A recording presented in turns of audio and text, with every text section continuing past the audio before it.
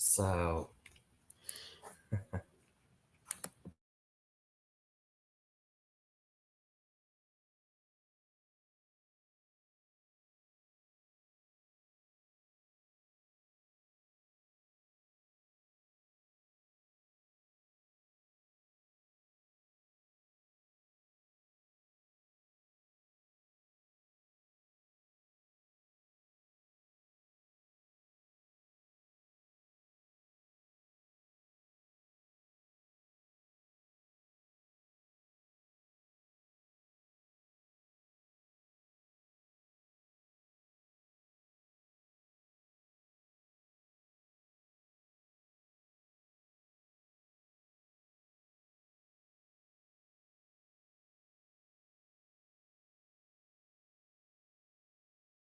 oh, sorry.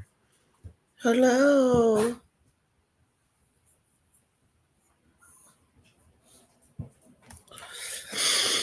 Come on in. I'm not showing my face today. That's okay, right?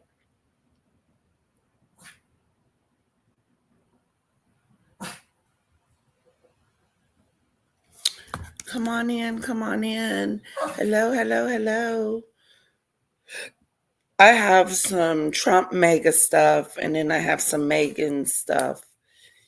Hello, Leslie. It's so good to see you. Hi, Pickles. Welcome. Good to see you. So good to see you guys.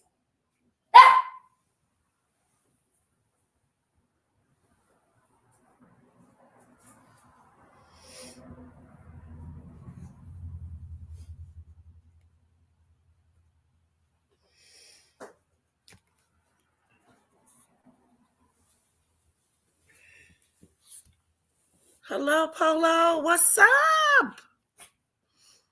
How are you doing? Polo's in the house. Are you going live today, Polo?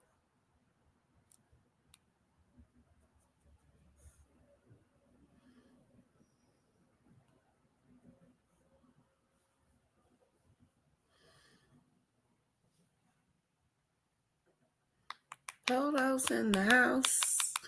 Polo's in the house. Polo's in the house.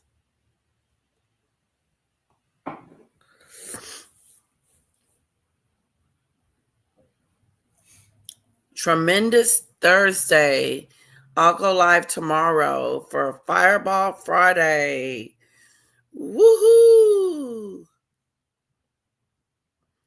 Fireball Friday. Fireball Friday. At Polo's house. At Polo's house.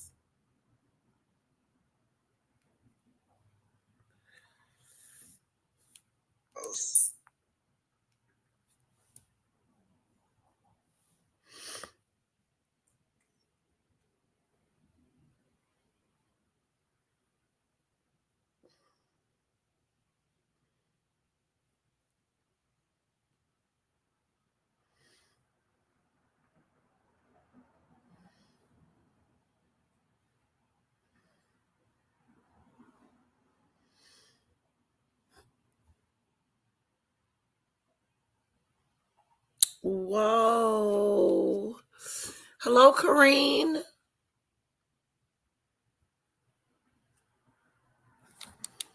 Hello, hello, hello. So today is going to be about Trump's MAGA is falling apart and Meghan and Harry up to no good. Okay, good morning, Lady Letitia, and just wanted to drop some good news. Lady T's page is gone. Get out of town! Ha ha! Lady T's page is gone. She was so disgusting.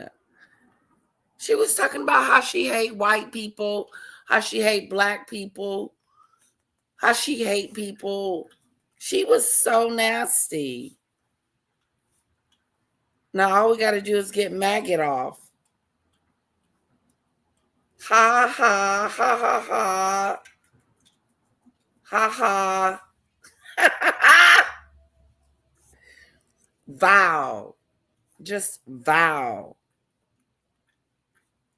I asked Donat about her, and he said there is something wrong with her. Ha ha ha ha ha. I am so excited that she's gone. They removed your page, you heifer.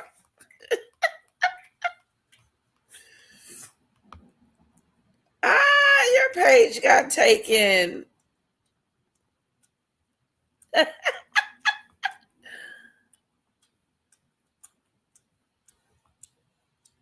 Did she make an announcement about it?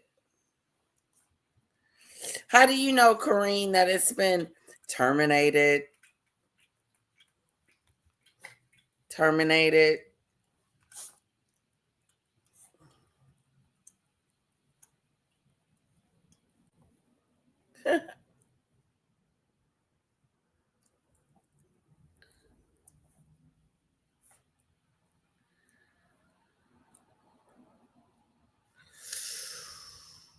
Ooh, okay.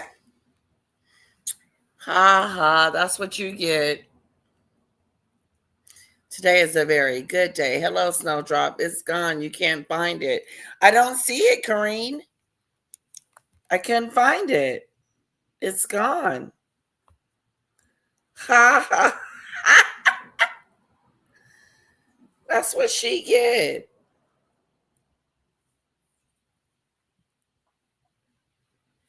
Just vow. It's a vow situation. Remember, I was telling you about that girl that you were like, who is that? Honey. I'm sorry, what? Remember, you were like, who is that? And she was windmilling for maggot. And you were like, who's that yelling? Oh, yeah. Her channel's gone. It's gone. Yep, they kicked her off. Oh, my God.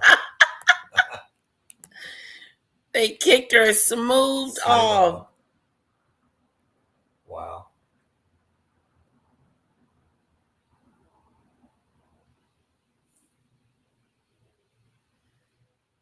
Oh, that is not good. I'm glad he's doing okay. Snowdrop. Ha ha. The wicked witch is gone. The wicked witch is gone. The wicked witch is gone.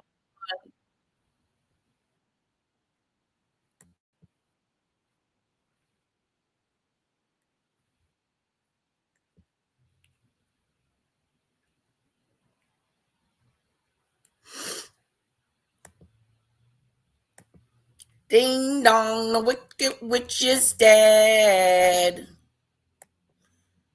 The wicked witch is gone.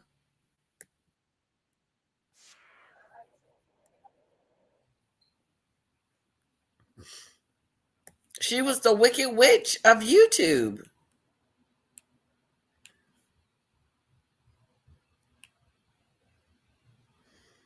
Okay, where's this at?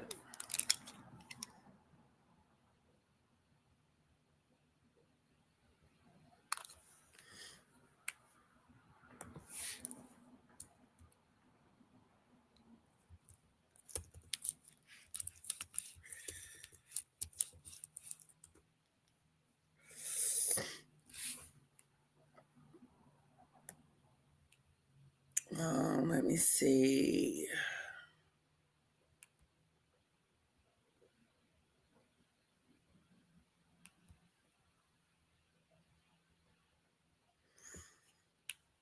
What's your guy's name? Secular? Can you? Secular Thought? Yeah. Kyle Kalinske. Yeah, Kyle Kalinske. That's his name. You can mention Kyle Kalinske or Secular Thought. There it is.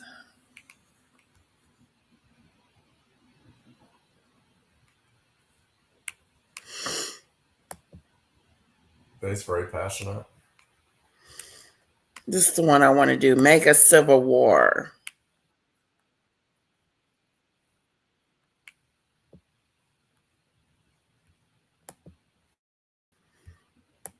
When they're all fighting each other, but they'd still vote for him. They're fighting each other. But they'd still vote for him. Like, if the vote were tomorrow, they'd still vote for him. Tell you guys a little bit about Lady T. Let's see. How can I describe her?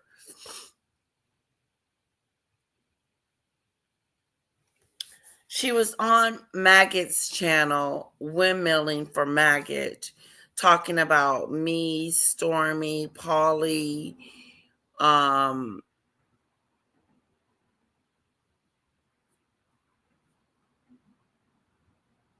some other people. And she was just real vulgar, real foul mouth. And I just remember her saying she hates the N-word and she hates white people, and was saying that and saying just all kinds of stuff. Just baddie. You know? I'm about to be monetized. I was going to show you her page. Not show you her page, but let you So the MAGA pundit class a little bit, but her page is gone. She's in the Smithsonian. She was horrible. Hello, Michelle E. Good morning, Layla, Tisha, Leslie. Everyone.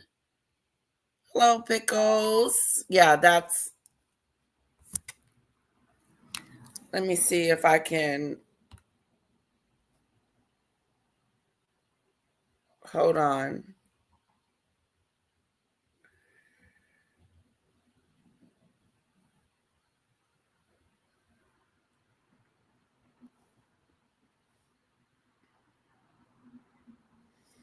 Dang it. I wish Maggot's channel was gone.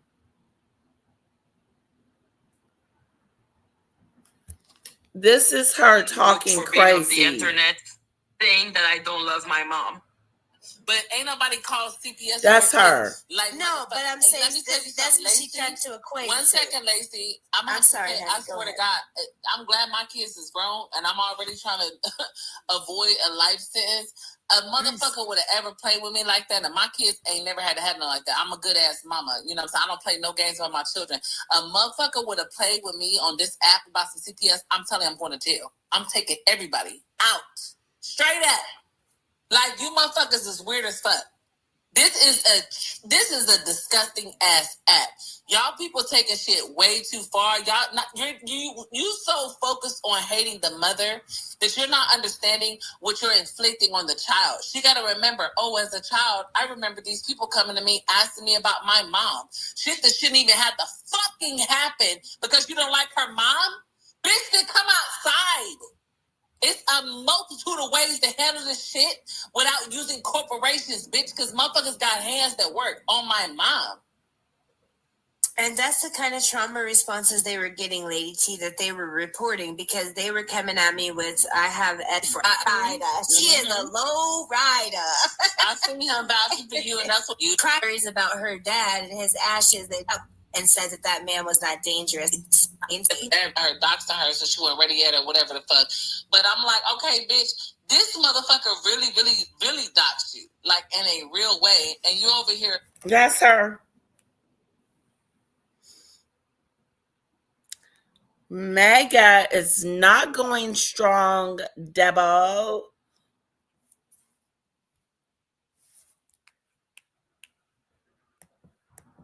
is really not doing too well, y'all, because they are split. They are split. They are at each other's. So the MAGA pundit class is really not doing too well, y'all, because they are split. They are split. They are at each other's throats. The MAGA base is certainly more aligned than. That's the lady with the tattoo that's been kicked off of YouTube.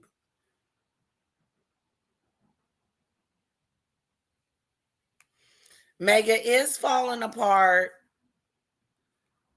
Yes. Get out of denial. Yeah, that's the lady with Denot's tattoo on her neck. Here, let me show you.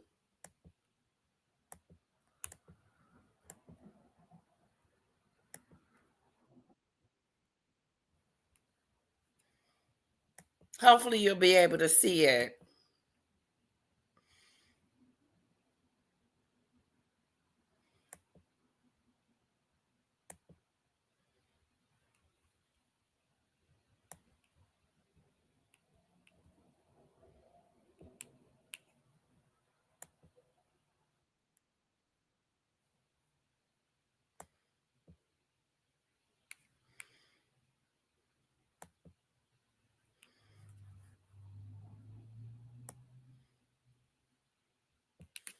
Okay, here she is right here.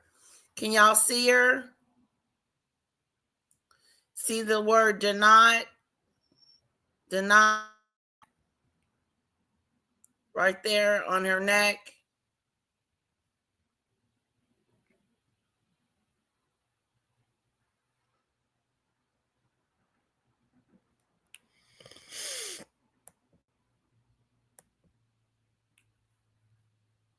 Mega. And the commentary class is, but it is leading to some hilarious and awesome feuds that I'm going to walk you through here. So Ted Cruz, of course, wants to run for president in 2028.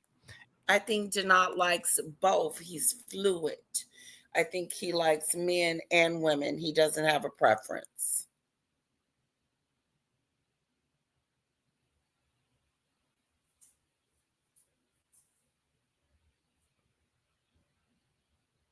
Bye, Lady T. Windmilling for Al doesn't pay. That's right, Junkyard Dog. See you in the Smithsonian.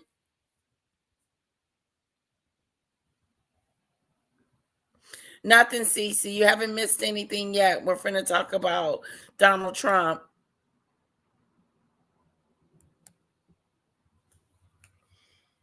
Lady T is gone. She's off the map. Ha ha. And he wants to run as like the traditional Republican, right? Tax cuts for the rich, deregulation. First of all, Ted Cruz is not going to be a president. Nobody's voting for him. He's barely in the Senate.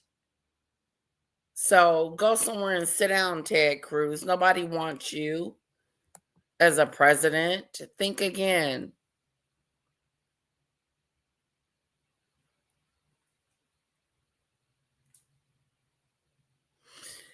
I think they're arguing with each other. MAGA is arguing with each other. So it doesn't seem like they're getting along. Michelle, the Smithsonian. Lady T is in the Smithsonian. See you later, alligator, after a while, Cracker Dow. Low life.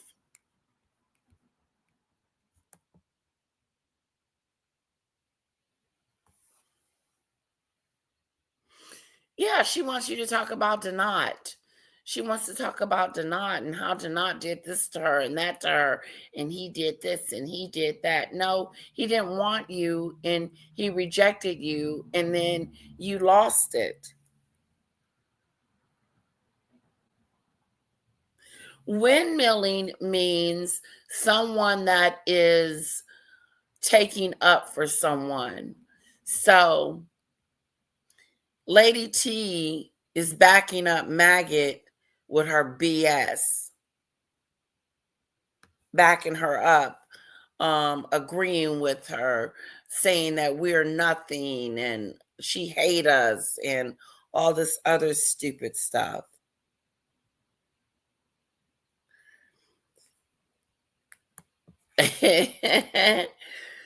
I told him, I said, she's made a video about you. He said, she has. I don't watch her. Hello, Cassandra. Wall Street. Good to see all you. That shit. Fuck the poor. But also massive warmongering. So he wants to run as like MAGA and Trumpism on steroids. That's what he wants to do. Like, hey, everything you're doing is great, except you should do more war. You should do more warmongering, okay? So kind of a lost cause and a psycho. I mean, it's kind of amazing how out of step he is with your average American.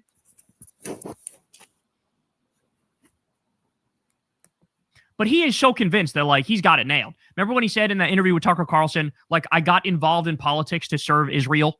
And everybody was like, did you just say that out loud? Like, why would you say that out loud? Even if that was true, why would you admit that? Like, obviously, everybody's going to be like, wait, I thought this was, like, America first. So, anyway, he's at this event where he goes off on Tucker and basically declares war on him, basically issues the conservative equivalent of a fatwa against Tucker Carlson. Let's take a look. And I will say on the right, I have seen more anti-Semitism in the last 18 months on the right than at any point in my lifetime. A year and a half ago, I could not have imagined we would be here having this conversation. By the way, notice how this is literally a conference on anti-Semitism. It's a conference on anti-Semitism. Okay. And it is growing. And it is gaining real purchase, especially with young people. Let me just point out, I love how the same people who enthusiastically supported the annihilation of everybody in Gaza, they like were cheering on the genocide with their pom-poms and didn't skip a beat. Like, we're just totally on board for that. They're going to lecture, look at this bigotry, is disgusting. Look in the mirror, slapstick. What the fuck are you talking about? Like, you guys are the problem. You guys all defend Randy Kine, who literally said we should nuke Gaza like it's Hiroshima and Nagasaki. So that's why, like, these people have no moral authority. I'm sorry, they just can't talk about anti-Semitism like this. These are the people who poo-poo every other form of bigotry. They like scoff at misogyny and sexism. They scoff at the idea of like anti-black racism. They scoff at the idea that the way they treat immigrants is bigoted against brown people. But like the one area where they want to be woke is like, oh, anti-Semitism. And why does Ted Cruz take this position? Because it's not actually about anti-Semitism. He's using that as a shield to protect the apartheid ethno-fascist state of Israel. Okay? Like, his issue is not actually with anti-Semitism. His issue is with anti-Zionism. So this is all just a smokescreen. It's all total bullshit, but everybody's beginning to see through it. I agree, Norm, that we're winning with folks in this room with some gray or salt and pepper in their hair. But in a college classroom, I'm a lot less certain. You're an idiot, Ted Cruz. And it is being spread by loud voices, the most consequential of whom is Tucker Carlson. Let me just say, I cannot stand the way he talks. It is so fake. It is so politician-y. But he's about to open up a little bit. Here we go. I believe Tucker Carlson is the single most dangerous demagogue in this country. Oh shit, son. Please. Oh, shit, son. Donald Trump I'm washed. I am washed. Why doesn't he know my name, and why can't he say my name? Why can't you call me the most dangerous demagogue in this country, bro? I'm here specifically to make Ted Cruz's life a living hell. Specifically to expose how he is a loathsome, vile, wretched, repulsive little cretin. That's my job. So I have failed you if he didn't bring me up first. But as you all know, the way it's working these days on the right is like, if you are nominated. Attention, everyone. Attention. Daisy has given me a super chat. I have a poll going on. Not a poll, but a goal set today. And let's see if we can reach it. 1 down, 4 to go. Now I got to sing Daisy Lee a song. Daisy Lee, Daisy Lee. Daisy Lee, Daisy Lee, Daisy Lee, Daisy Lee. Thank you so much for my super chat. Thank you so much for my super chat. Daisy Lee, Daisy Lee. Thank you so much, sweetheart. Thank you so much, sweetheart. Now let's put some Fanadues in the chat for Daisy Lee for helping me meet my goal today. Fanadues. There we go. Thank you, Daisy Lee.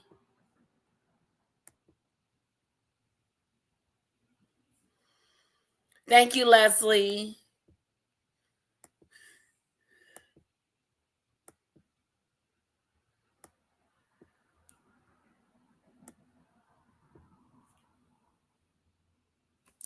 Yeah, she's the one that sent Denat some money and thinking they had something going on. Did she meet Denat in person? No, she did not meet Denat in person. She just put a tattoo on her neck saying Denat and was hoping that we're going to get together. Denat is not in love with her. He said that she will give you money and then she'll start mistreating you. So it's best not to take her money.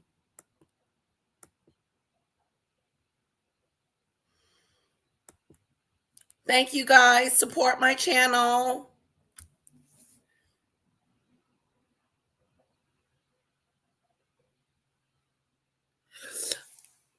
Michelle, I'm announcing it now. I have a goal set. So far, I have met one of my goals thanks to Daisy Lee. And I got a bell.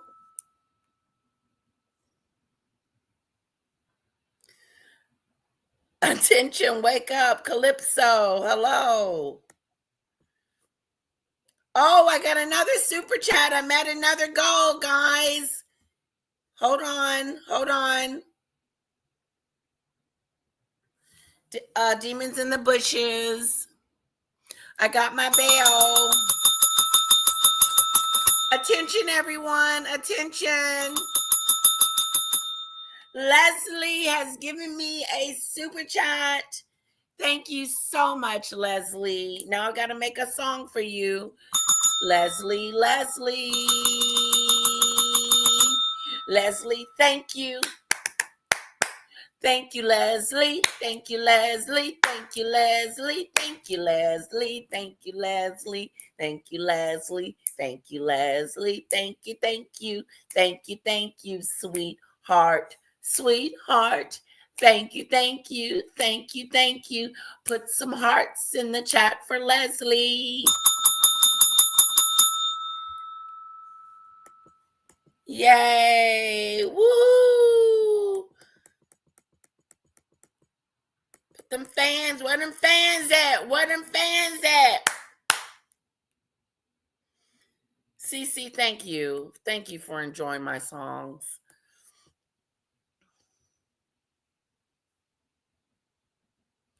Yes, Michelle, that is correct.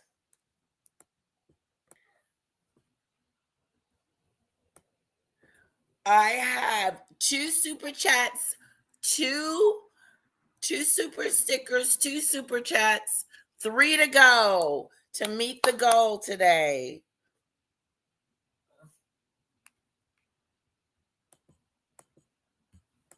Nominally closer to them on the spectrum. If you're nominally in the club of MAGA or, the broader Republican Party, they're like the spurned lover. They feel like, how dare you? And that's why they're going after those guys more aggressively. But I vow to you, I will stop at nothing until Ted Cruz says my name first. And I'll tell you, I've made the decision that I'm going to take him on head directly.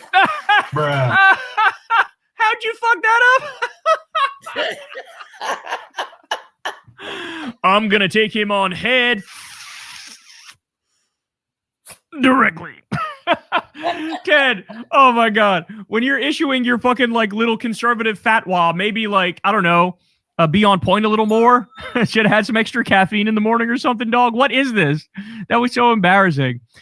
And Tucker's supposed to be watching this going, ooh, oh, he's going to take me on head directly. Oh, that was so embarrassing. I got to see that again. What is wrong with this guy? I've made the decision that I'm going to take him on head directly. Let me know how that goes, fella. Let me know how that goes. Oh my God. I'm sorry. He just has quite possibly the most off-putting. So Michelle, if you type fan in your subject line, your fan should come up. Ted Cruz is a moron. You're a moron, Ted. Personality Remember when he went to Cancun and left all of us here by ourselves to fend for ourselves?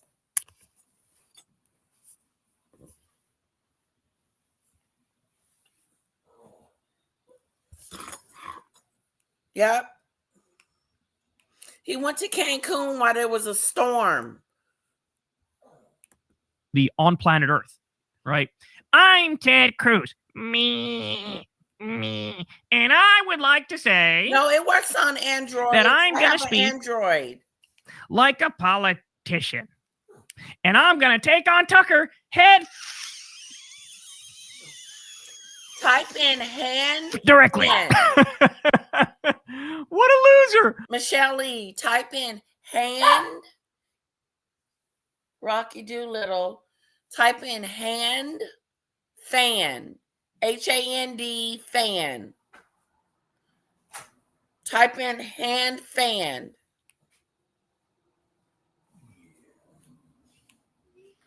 Try that. Oh my God, man. But I love it, man. Give me the popcorn. You know, let me sit back, relax, and soak this in. I'll sip on some lemonade, y'all. This is what we want. We want these guys going at it aggressively. That's what we want to see. So then we also have this one. God, he doesn't know the first thing about how to deal with like trolls, bro. He doesn't know the first thing about how to deal with people who are like mocking him. Because listen to what he admits here, bro. I could tweet this morning, "Good morning." And hundreds of anti-Semitic responses would immediately fill my social media. Hundreds of anti-Semitic responses if you say good morning. Now, wait until you hear what he considers anti-Semitism. You're going to love this. Turns out I've seen many times an image of myself in a bikini with the flag of Israel. Oh, you just said it's anti-Semitic for people to show you in a bikini with the flag of Israel on it. Bro, you're a joke. That's not anti-Semitism. The point people are making is you are a cuck to Israel. You sold out to Israel. You literally said you got into politics to represent Israel. You've taken what, over $5 million or something like that from AIPAC? Like, the point is, you are representing a foreign country. You care more about that foreign country and pleasing those lobbyists than you do about pleasing Americans. If you cared about pleasing Americans, you would have to fight for things like a higher minimum wage. You would have to fight for things like universal background checks for guns. You would have to fight for things like universal health care. You would have to end the wars, support ending the wars. So like when people post that, like what they're doing is they're saying, you're a cuck, you're a beta, you're not an independent thinker, and you've rented your mind out to war criminal psychopaths like Benjamin Netanyahu in Israel. And the fact that you consider that as anti-Semitism really gives the game away. Whoa, like I said earlier, they're not actually upset about anti-Semitism. Today. There's so Woo! Lisa B in the house. Let's all put some hearts and some fans in the chat for Lisa B as I sing her song. Lisa B, Lisa B. Lisa B, Lisa B. Lisa B, Lisa B, Lisa B. Lisa B, Lisa B, Lisa B. Lisa B, we thank you so very much for our super chat. Super chat. Thank you, Lisa B, for our super chat. Thank you, Lisa B, for our super chat. Yeah. Woo! 3 down and 2 to go. Let's put some hearts and some fanadoos in the chat for Lisa B. If you type in hand fan, it will come up. Hand fan.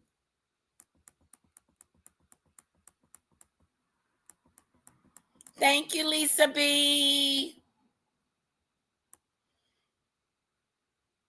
Woohoo! Hello, Mary. The bell, loving it. I love the bell too. Meghan isn't falling apart. Cruz has always been that way, says Mary.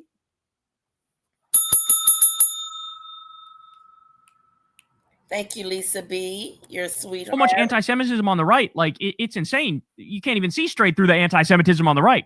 The real issue is they're genuinely mad at anti-Zionism, right? That's why they would say, like, oh, there's an alliance between, like, AOC and Rashida Tlaib and Ilhan Omar and Tucker Carlson. The fuck there is, bitch. No, the Democrats in that equation, they are anti-Zionist, or they are critical of Israel. And I'm sorry, it's not the same thing. You cannot conflate what Nick Fuentes is doing, where he says he thinks Hitler is pretty fucking cool, with any left-winger in the country whose issue is with Zionism. It's with an ethno-state. It's with apartheid, okay? It's with a crusading imperialist fascist state that is stealing more.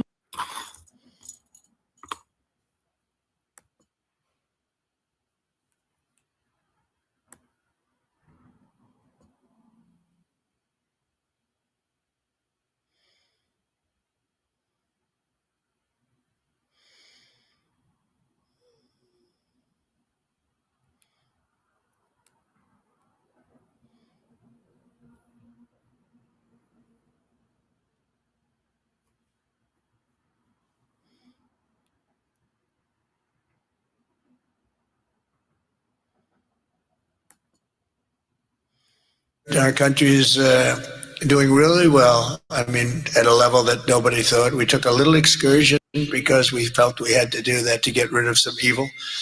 And I think you'll see it's going to be a short-term excursion. It's Ken Harbaugh with the Midas Touch Network. Donald Trump is already trying desperately to undo the forces he has set in motion. America's war against Iran is not a little excursion. The night before Donald Trump delivered those remarks, his Secretary of Defense was on 60 Minutes insisting that the attacks we've seen so far are, quote, just the beginning, and that he and the president were willing to put boots on the ground. All of this lack of direction and purpose is in the context of an administration that has fetishized war. Since Pete Hegseth assumed leadership of the Pentagon, we've all seen the warrior ethos cosplay, which, by the way, most true military professionals laugh at. And now we have this absurd and disgusting war porn being released by the White House. I'm going to talk over it as it plays because I want to spare you the indignity of having to listen to it. This represents a new low, and that's saying a lot given just how low the Trump regime has taken us. This montage of movie and video game clips with actual gun camera footage showing American bombs killing people, it's one of the most disgusting and disrespectful things I've seen. And it came from the White House, not from some adjacent troll account. It was our government that put this out. If ever there was any doubt that the Trump regime views war like it's a game or a movie, here's the proof. This is the message they are sending to the American people. War is fun. War is exciting. The best thing about an American bomb blowing something up is that we can get a few viral memes out of it. For anyone who has seen war up close, it's not a game. It's not funny.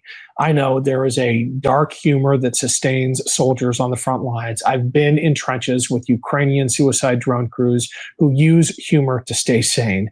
But even they, especially they, expect more of their leaders. I'm telling you, there are American service members downrange right now wondering why in God's name they should entrust their lives to people who think this is what war is. We are being led by dangerous fools who have no appreciation for either the lessons of history or the weight of their responsibilities today. Senator Andy Kim knows that better than anyone. He was a senior advisor to General Petraeus in Afghanistan. He served on the National Security Council. He had a front row seat to the policy decisions that led to America's failures in our other recent military misadventures overseas. I asked Senator Kim what he thought. Senator Kim, thanks so much for joining us. You are one of the most credentialed senators when it comes to foreign policy, when it comes to national security. You were side by side with David Petraeus in Afghanistan. You were a member of the NSC. You investigated a massacre in Iraq. Does it feel 10 days into this like deja vu all over again? Like we are just not learning the lessons of history? How is this landing with you as someone who's been downrange, who has seen the consequences of our mistakes and foreign misadventures like Iraq, like Afghanistan? What are you feeling?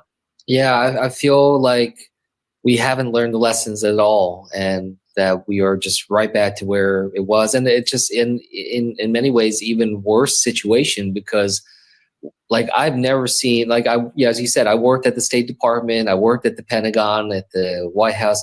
I've never seen America this alone in the world. I was at the Munich Security Conference and heard from so many of our allies how they're just done. They're just done with all this chaos. One of them told me that in their own country, when they're talking about the United States, they now talk about us as a national security threat to their national security. And it's just like, I'm so sad to just see just how quickly we have just decimated our world leadership and put ourselves in a place that I just think is so much more dangerous than anything I could have imagined. And then the fact that, we just see, Americans in harm's way again, service members back in the Middle East. And it doesn't have to be this way, and it shouldn't be this way. And I see that, you see that from your service. There are reasons why we follow the Constitution. There are reasons why we try to lift up the voice of the American people. And, I keep saying this is not just, this is not some tug of war between branches of government. This is about how do we make sure that we are doing what the American people want us to do. And right now, the American people so clearly have stated that they don't want us to be in a open-ended regime change war in the Middle East again. And it's not just American service members who, of course, should be top of mind, but it's also civilians in affected countries around the world. It's American civilians who our government appears to have abandoned. And when the president was asked why there doesn't seem to have been planning for the evacuation of embassies, or at least the securing of them, his response was, well, it all happened so fast. Now, I have to check myself because I'm a liberal podcaster. I sometimes worry about being stuck in a bubble, but you're in DC. You're next to the president. You're surrounded by his Republican defenders all the time. Is the naivete, the lack of preparation, the utter incompetence that we perceive as bad as it looks? Yeah, it's shocking. It's shockingly bad, just the level of incompetence, but just outright, like, it's not just the incompetence. There's such a hubris with this president, such an arrogance. So, and look, I'm like, all of his arguments, like, none of it makes any sense. If they're legitimately claiming that there was an imminent threat to, Americans, if there was retaliation, well, why didn't we pull out from some of these embassies? Like, they had time to do it for Beirut, but not for the dozen other countries that they ended up putting evacuation orders. Even still to this day, we're still seeing this slow drip of embassies in terms of the staff being able to go on departure notice. It's very clear it was an afterthought. Like, the protection of Americans was an afterthought. And this whole setup was the president clearly made up his mind about starting this war, and then this administration leadership has just trying to reverse engineer an explanation for why they did this. And they're just like, I'm in the security briefing with Rubio and Hegseth, and I'm just listening to them. And I'm just like, they are literally just making this up as they go along. Like, they do not have a strategy. They do not have clearly defined goals because they keep changing. And it's not just about our service members or our embassy staff or even Americans abroad, which should have been at the forefront of the mind.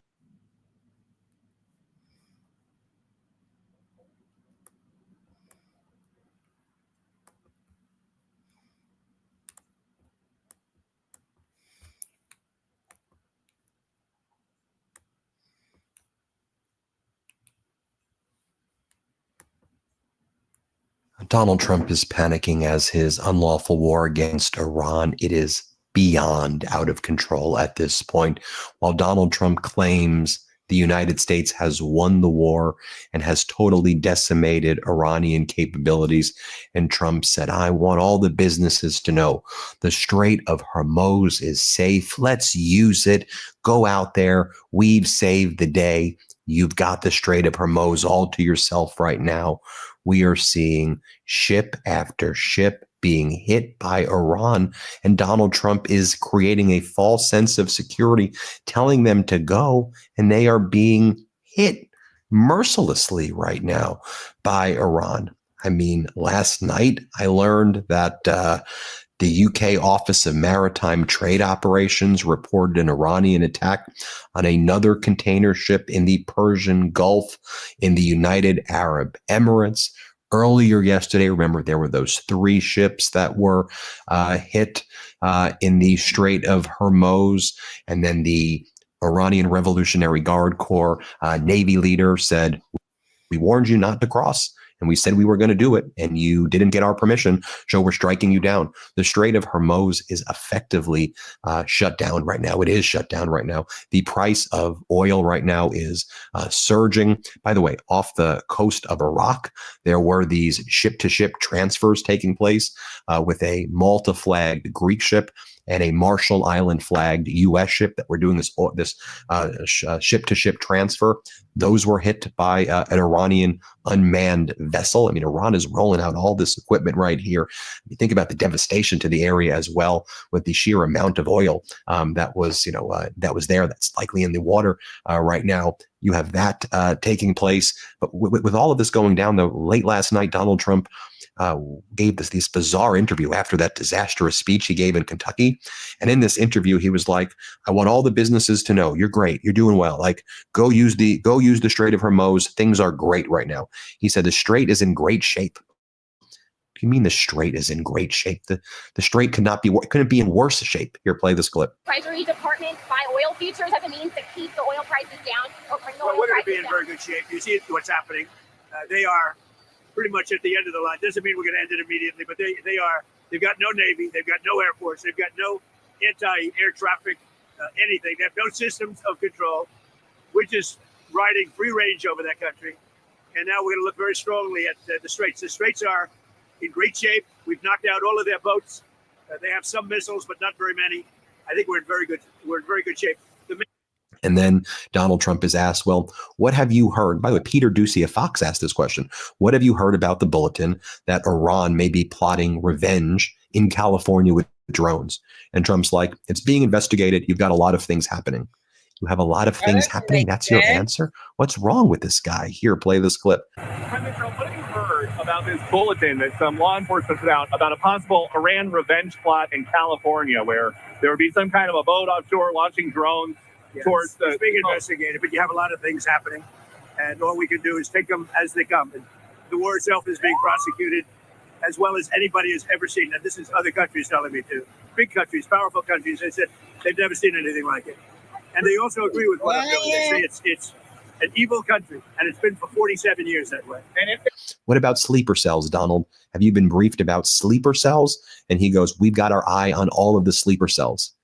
You've got your eye on the sleeper cells? What does that even mean, you've got your eye? You're just going to let them just chill? What are you talking about? Play this clip. And it's been for 47 years that way. And if they try to hit us back, have you been briefed about how many Iran sleeper cells there could be inside the U.S. right now? I have been, and a lot of people came in through Biden with this stupid open border. So we know where most of them are. We've got our eye on all of them, I think. Is it dozens? They came in through the open border policies of Sleepy Joe Biden, one of the worst president in the history of our country. Lies.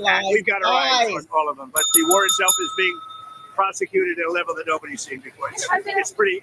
Then to remind you, Donald Trump was in Kentucky earlier yesterday, where he was out there saying that we won the war and that the name Operation Epic Fury is a great name, and we won the war and it's over and we're the greatest. Play this clip. Paducah.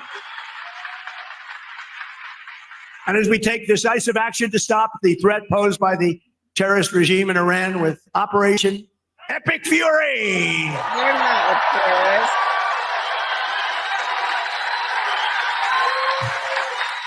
Is that a great name? Well, it's only good if you win. You know, you can only do. And we've won. Let me say, we've won. You know, you never like to say too early you won. We won. We won the bet. In the first hour, it was over. Wow. So yesterday also there was a meeting taking place in Miami between Trump's regime and Putin's regime.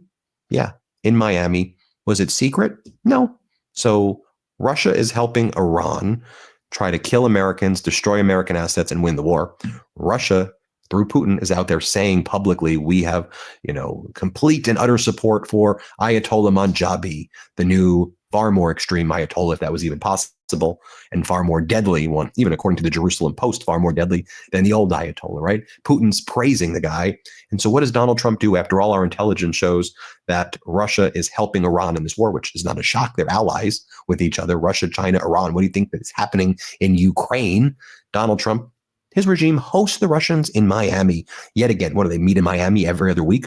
And again, they're not hiding it. Steve Witkoff, the individual, the thing who botched the mediation, the whole Trump regime botched it. And there was no good faith to begin with. And let's just say that with Iran, where the Oman foreign minister had a deal in principle that was reached, that then that night the U.S. struck Iran because we believed Israel was going to strike first.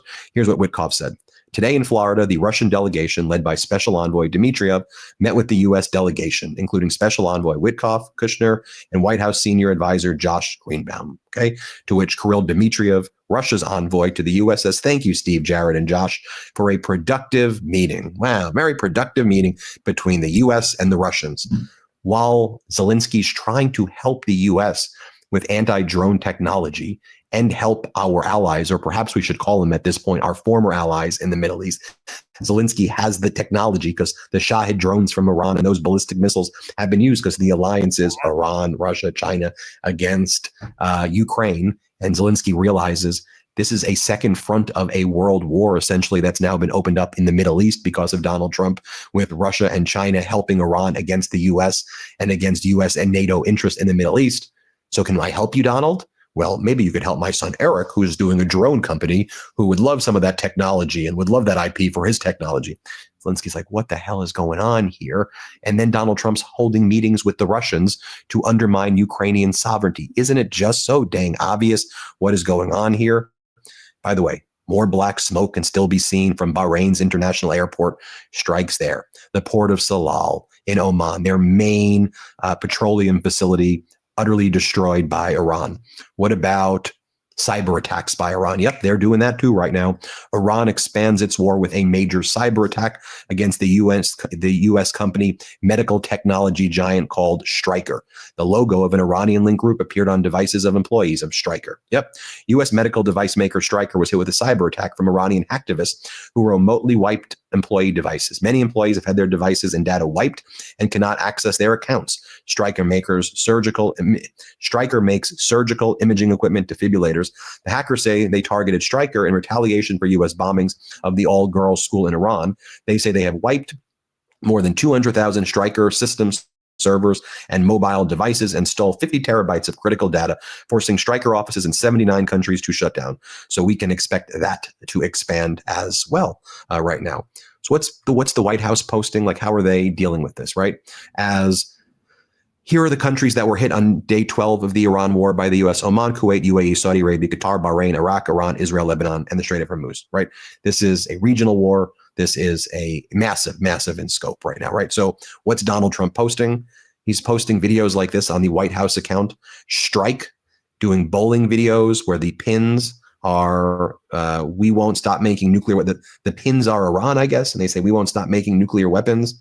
And like they think that this is supposed to be funny right here. I'll tell you what's not funny, that the Iranian military spokesperson says that we will make sure that oil is $200 per barrel. Not a single liter of oil will pass through the Strait of Hormuz if it benefits the United States and Israel. How about this? According to a release from the U.S. Department of Energy, as part of the multilateral effort to release 400 million barrels of oil to stabilize the market, Donald Trump authorized the Department of Energy to release 172 million barrels of oil from the U.S. Strategic Petroleum Reserve beginning next week. According to the release, it will take approximately 120 days to deliver.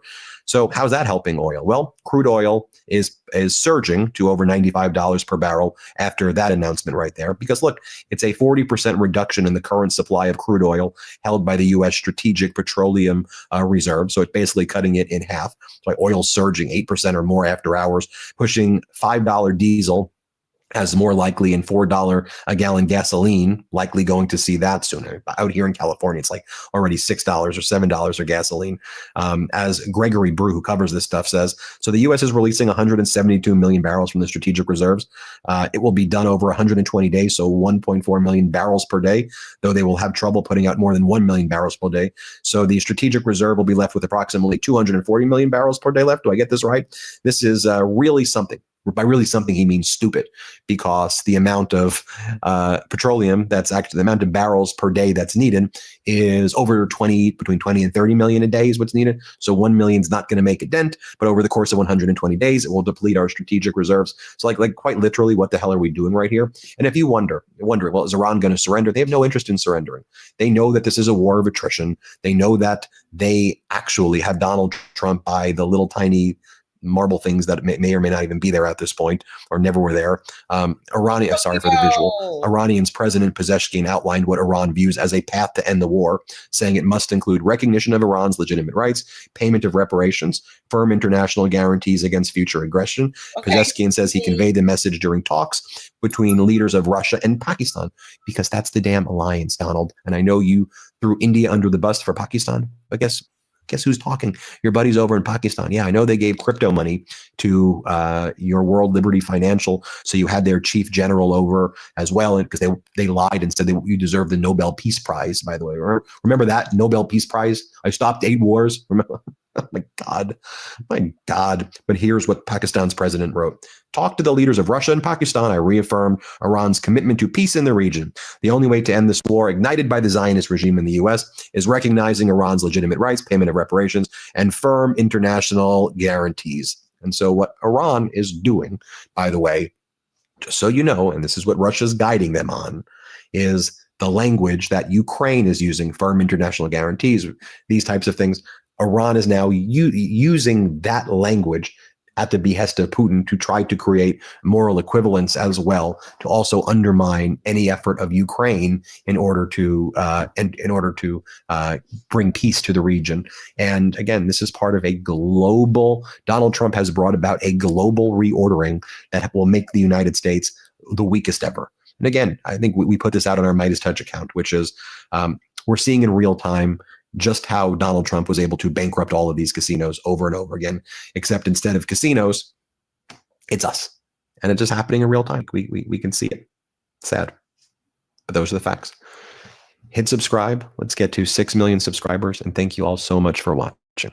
Thanks for watching.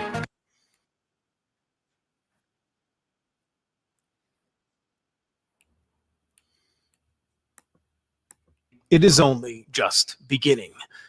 Donald Trump is a pathological liar. Now, I know what you're thinking, Nate, all politicians are liars, and you are correct. Most of them pathologically so. But there's something unique about Donald Trump in that the market persistently hangs on every single word this guy says, no matter how extensive his track record of bullshittery and duplicity and deceit. It doesn't matter how many times he contradicts himself, how many times he's proven wrong. If he farts in the wrong direction, the markets tank or they rise. For some dumb reason, it makes no sense whatsoever. We just witnessed a historic rise in the price of oil, a 40% intraday spread, never before seen in the history of the planet. And somehow people are convinced that the war is going to end now. Why? Well, because Donald Trump may have said something in passing to a CBS reporter. Are you fucking stupid? Really? I mean, you gotta be dense to not see all the signs. Let me enumerate all of the reasons why you are being fed a steaming hot pile of bullshit right now. Right now, you have France sending another strike carrier group into the Persian Gulf. Why the hell would they do that if this war was about to end? Why is it that while Trump was giving that speech, we've seen the largest ever attacks on Iran since the start of the war? In fact, the capital, Tehran, which I think has 10 to 15 million inhabitants, was almost 80% blacked out. as a result of what looked like some kind of EMP weapon. Maybe it was just detonating a transformer, a bomb on a transformer. Very bright flashes. Lots of conspiracy theories about what it might have been, what sort of weapons might have been used. But mark my words, this war is nowhere close to over. Right now, you have a situation with an immovable object and an unstoppable force. The Iranians refuse to give an inch. In fact, they said today that they refuse to allow 1 liter of oil to come out of the Strait of Hormuz. Well, Donald Trump this morning says the Strait of Hormuz is open. Yeah, take one for the team. Be patriotic.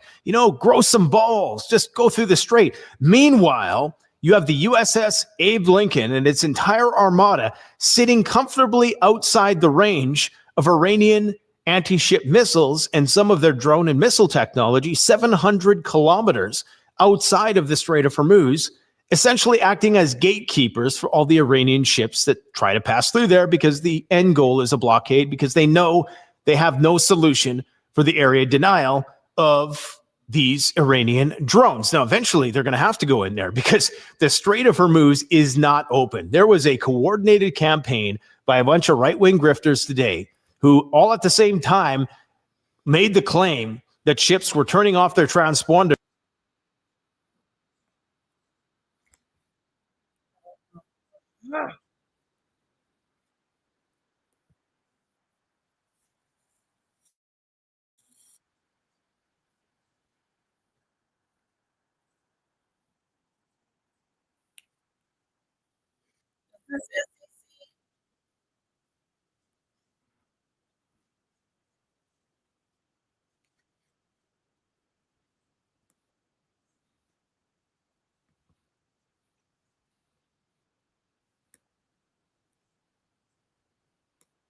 Your World War III update. I'm just going to be blunt.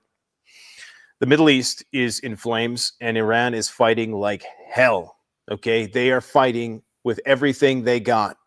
And this is making the administration nervous. And I think they're about to stay on the side of the road and not go into incoming traffic when there ain't nobody coming into the city and you have an open highway right there. We've all seen, the Walking Dead apocalypse type movies where people make that mistake. So mine every 150 meters. Well, you might be saying, well, that's a lot of space. Well, when you're talking about a very large crude carrier, which is 60 meters wide, the odds of hitting one, if you put them perpendicular to the pathway, is 40%. You put 20 mines in there perpendicular to the strait, and you're talking like pretty much a guaranteed hit of anything that goes through there. And all you need is one hit, and that is enough psychological warfare to prevent any ship from going in there again until the U.S. military goes in. Now, there's a possibility that one was already hit, but I think it was a naval drone. It was this ship right here. Let me see if I can find it for you, because there was the bottom of it was damaged. Let me just see if I can find it. I just showed it to you. Yeah, right here.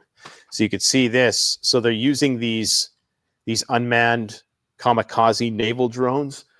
So clearly it hit the front of the ship, and that basically put it out of commission. So those guys had to be evacuated. Even if it doesn't sink the ship, it still puts it out of commission. And I mean, they ain't messing around. I mean, I've been telling you guys that Trump's full of shit for a long, long time, but now I'm more than ever convinced of that. I've been thoroughly vindicated by anybody who isn't completely in a state of denial and digging their heels in that cognitive dissonant way that people typically do at times like these. Okay, so we have full spectrum attacks on Gulf energy infrastructure. I mean, oil is spiking again. Okay, now people are asking, why is oil spiking when they just agreed to release 400 million barrels? Okay, 1/3 of the global energy reserve is now going to be sent out to market. And just remember, we used to have, just a few years ago, way more than that. It used to be approaching, I think it was 750 million barrels. Then Biden drained it during the Ukraine war. So they're about to go down to about 20% of what it used to be after all is said and done. Okay, so that was priced in on Monday. So this is why the markets are going up, because they're seeing this shit that's happening, shit that I told you was going to happen. And Trump is doing all kinds of damage control, but now they're going to plan B. This is what plan B is. Right. Okay. Now, this was the perfect pitch of a question, purely curated, for the audience and served up to Trump on a silver platter so he could answer in a way that was appropriate and conducive to future military operations. Take a listen to this. Iran sleeper cells there could be inside the U.S. right now. I have been, and a lot of people came in through Biden with this stupid open border. So we know where most of them are. We've got our eye on all of them, I think. Is it dozens? They came in through the open border policies of Sleepy Joe Biden, one of the worst president in the history of our country. And we've got our eyes on all of them. But the war itself is being prosecuted at a level that nobody's seen before. Okay, so he had all the buzzwords there, right? Sleeper cells, it's Biden's fault, it's a border issue. So already knowing full well, catering to his base, because he knows that when they do this thing, because listen, is it a surprise that they're only talking about this now? We've been watching them for a while. I mean, okay, so why don't you go and arrest them? You know what I mean? So the fact that they're putting this out there is priming us to get ready for the big attack. And they're talking about doing drone attacks off the coast of California or some dumb shit. You remember when the drone sightings were in New Jersey and people were like, oh yeah, it's Iranian alien spaceship drones working off the East Coast, just insane propositions. And so this is what I suspect they're about to do. I've been saying that the only thing they're missing here, the only ingredient to make this a masterful cuisine of bullshit is a false flag. That's all they need to do whatever they want to do, because everything is in place. The military is being routed out of the Middle East. They are trying to evacuate their military bases. It is that bad. Okay, their troops are under fire and they're trying to evacuate. Iran is just unleashing hell in the region, and we have nobody to blame but ourselves. And that's just a fact. And if you've been brainwashed into believing otherwise, then, take some financial advice from this guy. If you took any financial advice from this guy at this point, you would be broke at this point. Never mind Trump coin. Let me not go into all the potential shenanigans and chicanery that goes on with this cronyistic government, the likes of which I don't think we've ever seen since Nancy Pelosi. But I'm telling you guys, that's what's going to happen. They're going to do it. And they've put all of the other pieces in place as well, whether it's the rapid reaction force that I talked about yesterday for the National Guard. They're automating the process of selective service. They did that back in December of 2025. So you're just streamlined into it now. You don't have to go and physically fill out a piece of paper and apply. So they're just trying to streamline the process of conscription. So when the shit goes down, they can send your ass to war relatively quickly. And if you can really, it takes a lot of cognitive dissonance to tell yourself that, oh yeah, the situation is going great. We have the situation under control. Really?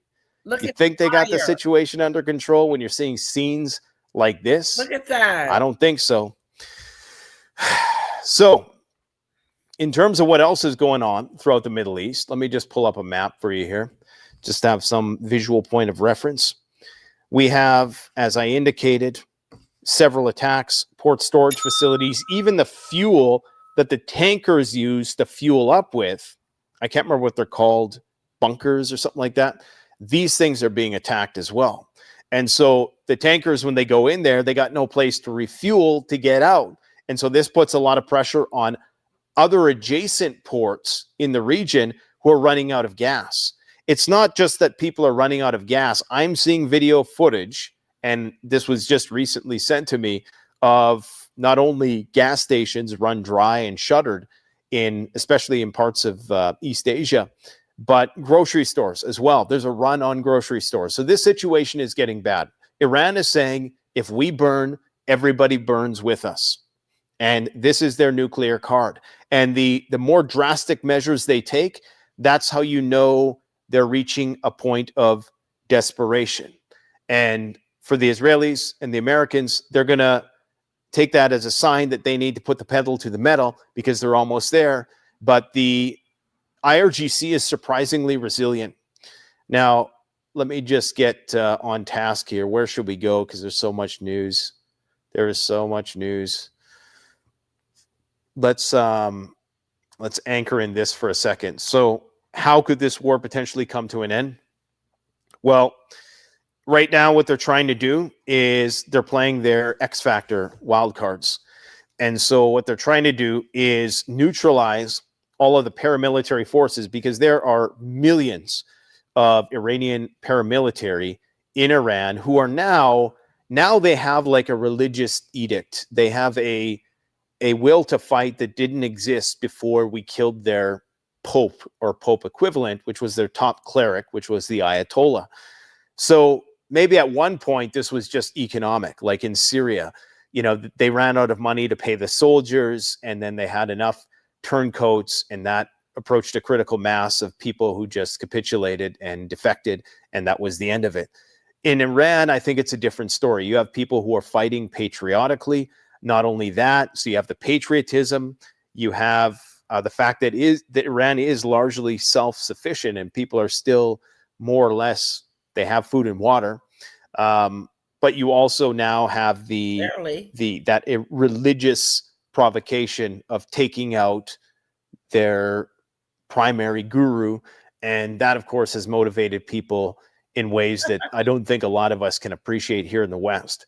So they're fighting like they have nothing left to lose. And a lot of them aren't afraid to lose whatever they have left, is what I'm trying to say.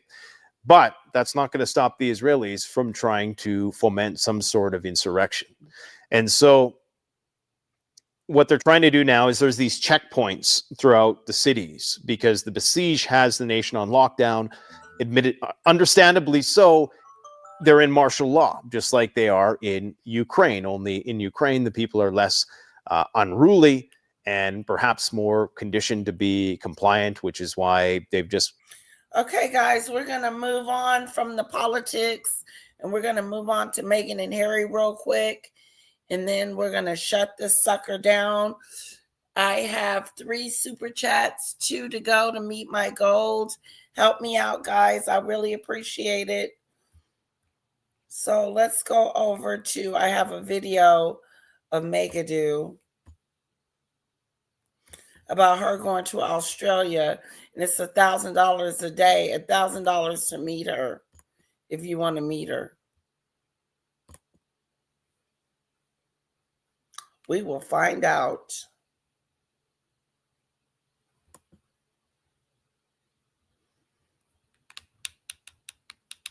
Let's see, what was I looking for? Here we go. Woo! Go in there. Here we go. How you going, everyone?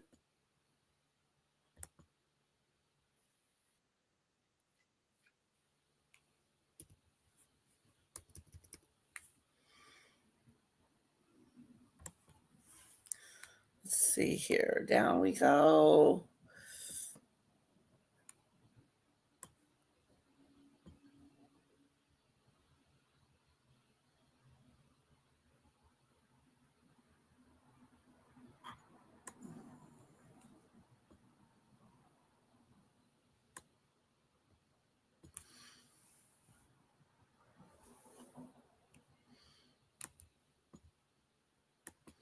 Hold on, guys. Wake up.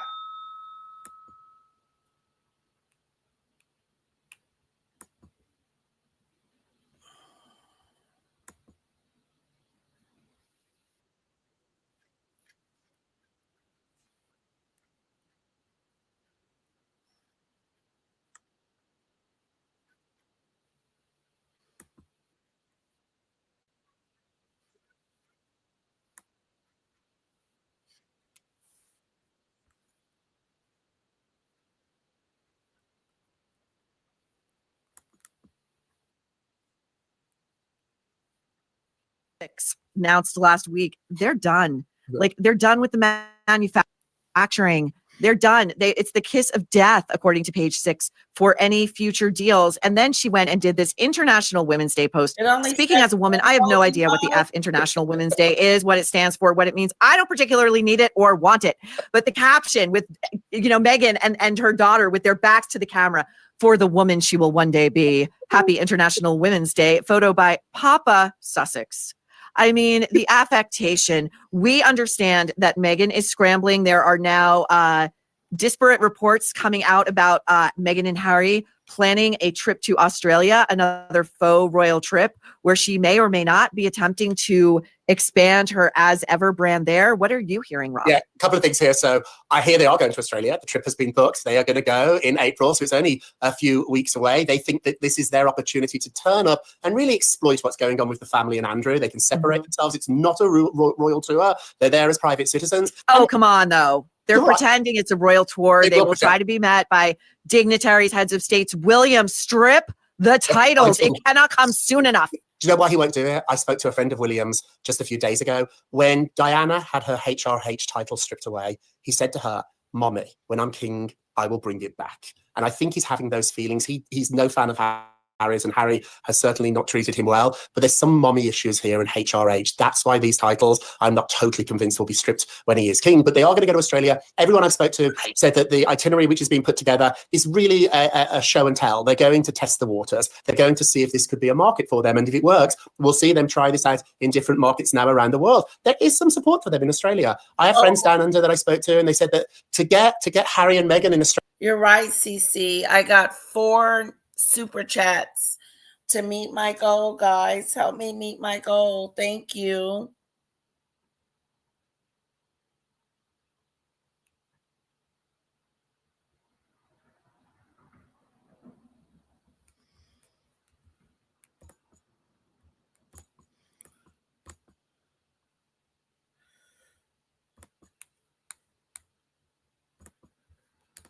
Australia, there will be people that are excited, especially if they don't go to the big towns. If they go to the smaller towns, people might get very, very thrilled about that. They are seeing people that are super famous, and that's always very exciting. The last time they were there, 2018, was a sensation. This was when they were at the peak of their powers. It was before it got all so ugly. She announced that she was pregnant with Archie while she was there. So they have figured out, took them a minute, that America hasn't worked for them. So they're going to try another country. Were there reports, Rob, during that initial Australia trip that Meghan said to a courtier, "I can't believe I'm not getting paid for this"? You're absolutely right. And then aren't there reports also, never substantiated, but allegedly, reportedly very stubborn reports that in a most displeased moment, Meghan threw a cup of hot tea on an underling because it was not to her liking? Yeah, I heard she hissed at an underling too. She turned up and she bought into her own celebrity. 1 billion people had just watched her wedding. I'm not defending her, but she turned up there like she was Princess Diana. She's not. But I understand why she's going back to this place. She has a warm memory of it. She doesn't have a warm memory of Britain. I don't think she has a warm memory of America anymore. She'll go to Canada where she really enjoyed herself on Suits. So they're going there to test out a new market. We know that it's probably not going to end well. And even if their heart's in the right place, I doubt it is, but even if it is, these two always mess it up. So if anybody could take what could be. These two mess it up. They mess it up. They do. They totally mess up everything. Put a 1 in the chat if you agree with me. Woo! Super sticker from CC. Gal reached 5, 2 down, 3 to go. 3 to go. Thank you, CC. Now for your song. CC, thank you. Thank you, CC. You're wonderful, wonderful. CC, thank you. CC, thank you. Thank you, CC, for my wonderful super chat, for helping me meet my goal. CC. Guys, let's put some hearts and some fanadoos in the chat for our lovely one and only CC Armad. Thank you so much. I'm going to start off the hearts too. Fanadoo. Oh, Fanadoos.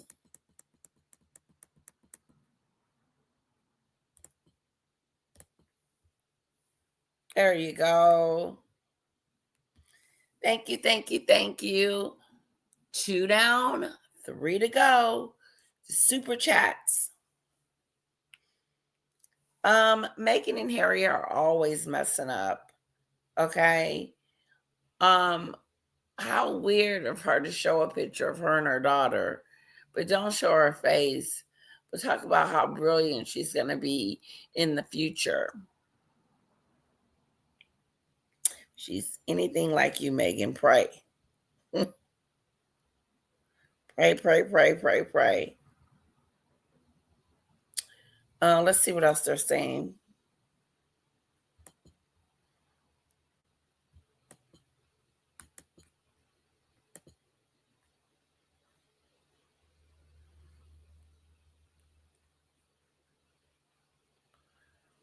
I was gonna say be an opportunity and turn it into a disaster. It's these two. A little bit about Netflix, because I know you love the original reporting. I'm told Kris Jenner's already making phone calls to try and get her a show on Hulu. Kris Jenner and Meghan are really close. Kim Kardashian confirmed this. I never understood this friendship. That's why she turned up at the birthday party, which she messed up too, let me add. But I'm told that Kris is already helping Meghan. Why? So she'll get her 10-20%. That's why. But what would be the concept? Who knows what it would be? It would be the same show on a different network, which does happen. They have picked up shows. Lots of shows that get cancelled sometimes end up on different networks. And so the Kardashians went from E to Hulu. Now, admittedly, they were a huge hit. And so it's easy to see why you pick them up. Very few shows that fail do that. However, to do a favor for Kris Jenner, maybe, I think what Hulu will say is, instead of giving Meghan her own show, let her join the Kardashians, which isn't out of the question. Join as a friend of bringing us to the Roni reboot. Oh, wait, before we get to Roni, I've got to ask you, the dead teen had been found on a royal estate. Rob, what do you know, if anything, about this coverage? It happened several years ago. The Telegraph broke this story, and there was a person found, a young woman, I believe, dead on the royal estate, and it's gone, what? Which one? Do we know which one? I think they do. It's on the cover of the National Enquirer this week. It's on my desk, ready to be read immediately after I finish this podcast. But yeah, I remember several years ago, it was very mysterious, and a young person in Britain was found dead. Now, they have hundreds of acres, so I'm just sort of putting it into perspective here. And so she could have been out for a hike, or she could have been dumped there. You know, it's an awful story, but the reason it's come back up is now people have a lot of questions about this royal family and who's partying with them and who's on their royal estates. But the story's true. This is not urban legend. This is not a myth. A young person was found dead on the royal estate, and it was hushed up and nobody spoke about it. The Telegraph broke the story a few years ago, and now this story has suddenly picked up steam again. Yes, and I will say this, to your point, your qualifier that yes, these estates are on hundreds and hundreds of thousands of acres. And when the UK media goes to press with something, the legal hurdles they go through, because libel laws are so strict. They are so much more stringent than in America. And if anything, especially when it comes to the royals, the British press will pull back rather than go forward. So if they're reporting this, this is very, very significant. And secondly, to anyone out there who may think that sounds fantastical, there's no way that a royal would have been involved in the death of like a teenage girl. I point simply to the Kennedy family and the lineage of death and destruction of young girls and women in their wake. Happens all the time. Not saying Andrew did anything. I'm just saying, are you wrestling with bras that dig in, shapewear that rolls down constantly, or underwire that feels like medieval torture? Well, introducing Honey Love, a brand designed by people who actually wear bras, women. Their crossover contour bra is wireless, but actually lifts and supports. No constant adjusting and no digging. Their Cloud Embrace sold out in days for a reason. It's lightweight, yet provides shaping support that is comfortable. You can wear it daily under everything from blazers to dresses, and their shapewear offers targeted compression that smooths you without squeezing you like a sausage. So treat yourself to the most advanced bras and shapewear on the market. Use our exclusive link to save 20% off Honeylove at honeylove.com/nerve. That's honeylove.com/nerve. After you check out, they're going to ask you where you heard about them. Please support our show. Tell them you're a troublemaker and that the Nerve sent you. Experience the new standard in comfort and support with Honeylove. Good to see you. Now, I also want to show you guys this Australia trip that Meghan is supposed to be taking, and she's going to charge $3,000.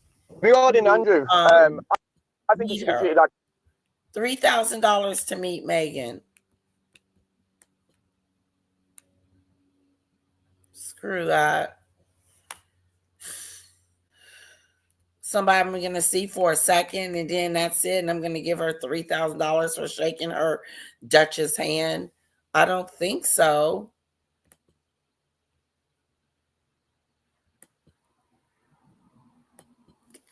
So we got Royal Family Slim Down and Prince Harry reacts to. It's Christina, and welcome to Royally Us. Let's get into our royal roundup of the week. Princess Kate had a sweet full circle moment during her latest outing in Wales. She was greeting crowds alongside Prince William when she met two babies with very familiar royal names, one named Will and another named Lily. The names appear to nod both her husband and Queen Elizabeth's childhood nickname, Lilibet, and Kate couldn't help but smile as she stopped to chat with families. Love that. Well, King Charles did not cross paths with his brother Prince Andrew during a recent visit to Sandringham Estate. Despite Andrew currently living on the estate, the king reportedly had no plans to see him. Instead, Charles attended a Sunday service at St. Mary Magdalene Church, keeping a low profile in a camel trench coat. Now, the visit comes just weeks after Andrew made headlines following his arrest on suspicion of misconduct in public office. Well, speaking of Andrew, Prince Harry declined to comment on his uncle during a TV interview while visiting humanitarian groups in Jordan. When a Channel 4 reporter referenced his family, Harry shifted focus, saying that he was there to highlight the incredible work that Jordan does for this region. The Duke of Sussex emphasized Jordan's role as a humanitarian hub amid crises in Gaza and Syria, calling it a critical time to shine a light on the ongoing catastrophe. Well, Princess Beatrice and Princess Eugenie are reportedly being kept from one of the royal family's biggest events. The Daily Mail reported that the sisters were allegedly banned from attending the Royal Ascot this year as fallout continues over their parents' ties to Jeffrey Epstein. According to the reports, the sisters were blindsided by the decision and are said to be upset, even though they are not accused of any wrongdoing. Sources told the Daily Mail that the sisters are now focused on protecting their families as the controversy surrounding their parents continues. Well, with this reported news, it seems like the monarchy is getting even more slimmed down than anticipated. So what does this mean for the future? Well, author Russell Myers tells us. When you look at the working royals, a lot of them, the vast majority of them, are over the age of 70. And that is a big problem for William and Catherine. But I definitely think that what they have tried to do, and I demonstrate time and time again in the book, speaking to people very, very close to them, is that they have a totally different vision for the monarchy. It needs to be accountable. It needs to speak to the younger generation, not only at home, but abroad. It needs to be tapped into the issues that are important to young people, whether that's climate change or homelessness, or trying to affect generational change for young kids, which is really, really important, what Catherine is trying to do. But it also needs to create a system that works for the people. All right, finishing off with our fashion moment of the week, and Princess Kate celebrated St. David's Day in style and with a meaningful fashion statement. The Princess of Wales stepped out in a red houndstooth pleated dress by Alessandra Rich, featuring puffed sleeves and a feminine collar, perfectly nodding to the colors of Wales. She paired the look with black heels and a matching clutch, keeping things polished and classic. She also added a daffodil pin to her outfit, the national flower of Wales, tying the whole look to the celebration. Absolutely love to see it. She looked fantastic. All right, that is it for this week's episode of Royally Us. Let me know in the comments your favorite royal moment of the week. So Joe Rogan has done at least a few episodes since the war in Iran has begun, and he has, largely kind of avoided the topic. Now, I submit to you in this moment, he could bring on somebody who, I don't know, is like an expert on this, who's been covering this from the very beginning. He could bring on somebody like Jeremy Scahill, like Ryan Grimm from Dropsite News. He could bring on somebody who, they're like obsessed with foreign policy and know all the ins and outs and can educate his audience. Instead, he brings on this like grifter asshole, Michael Schellenberger, who's done the same thing as so much, like the Dave Rubin thing, the Jimmy Dore thing, the whole like, oh, I'm a liberal, but the liberals have gone crazy, so now I'm going to be a conservative propagandist. We've seen this 1,000 times. That's what this guy does. Okay? He invites this guy on, and you're not going to be surprised to learn that Joe Rogan is quite somber, and Joe Rogan seems to know on some level that MAGA is crumbling around him, and he bet on the wrong horse. Okay? So let me show you a couple clips. First, let's start with this one where they get into the Iran war. Rubio said something about how, we had to act because we knew that Israel was going to act anyway. And I think people interpreted it, and then Netanyahu was in the White House a lot. I think this president has shown, whether you like him or not, and there's certainly things that I'm unhappy about and have criticized. But I think Trump is in charge. Like, he's making these decisions. There's nobody behind him. There's nobody pulling for all that, the Russians or whoever, now the Israelis, it's just, he's clearly, Elon gave him, $250 million and he still, he didn't give him even the electric car credit, like Trump is in charge, I think that's one of the big lessons from this. And I think that means that there's not a lot of like second order thinking here. Like, oh, what's the move after that? He doesn't know. He's just acting. That's what's so wild about it, is that this older foreign policy establishment, which, you know, was like, let the experts decide what the right foreign policy, you know, all these think tanks, that's just gone now. It's just irrelevant in this presidency. And I don't think it'll come back. Like if you get a Gavin Newsom or a President AOC, I don't President who? I don't think, yeah, she for a minute before Munich, but I don't think it's going to come back. And I think that that's what the Prime Minister of Canada realized. I think that's what the Europeans are starting to realize, is that this is a completely different world that we live in than the one we lived in just a couple of years ago. Which just doesn't make any sense to me unless we're acting on someone else's interests, like particularly Israel's interests. It just didn't make any sense to me. I hope you're ready for that angry text message, Joe, or that angry phone call. It doesn't make any interest unless we're acting on Israel's behalf. Now, to be fair, that's definitely true. I think they're blackmailing him and they're holding it over his head. And they also paid him a shitload of money to do their bidding, right? But let's also not whitewash the fact that he's always been a warmonger. And this is the shit that drives me crazy, is that these people, it's like they all use that Men in Black flashy thingy, which totally wiped their brains clean of this shit. But bro, he's always been a warmonger. This is the guy who increased drone strikes over 400% in his first term. He increased the Pentagon budget every single year in his first term. And this is when they can't account for 63% of their money and they failed 8 audits in a row. It's a massive fucking slush fund and a giveaway. And he's providing them all the money in the world. He kept us in Iraq. He kept us in Afghanistan. He bombed Syria twice. He bombed Somalia. He assassinated Qasem Soleimani, who was fighting ISIS. He ripped up the Iran agreement. He allowed genocide in Yemen and armed Saudi Arabia as they did it. He pardoned Blackwater war criminals. The list goes on, right? So that's what frustrates me about this, is like, it is true. A lot of this does have to do with Israel. He's serving Israel, serving the Israel lobby. I think he's blackmailed by Jeffrey Epstein and Mossad. They're able to hold that over his head and say, do this regime change or else. They're also, it's like carrot or stick, or we can be your best friends and give you hundreds of millions of dollars, or, you know, we could release this video of you fucking a 14-year-old. It's up to you, bro. I think all that's true. But also, I don't think they had to work that hard to get him to say yes. Because this guy's a fucking idiot. He wants to be a historic president. He's talking about stealing Greenland and shit. Why would a guy who said 1,000 times, like, we're going to take Greenland, we're going to own Greenland, why would he like pump his brakes for Iran? Right? Why would he do that? He wouldn't do that. And here's the thing that these guys can't get through their head. Joe, he lied to your face, skis. Yes, he lied to your face with the whole, like, we spent $8 trillion in the Middle East. Why? You know, it was stupid. We shouldn't have done that. The Iraq war was a big fat. Why am I on this? What happened to Meghan?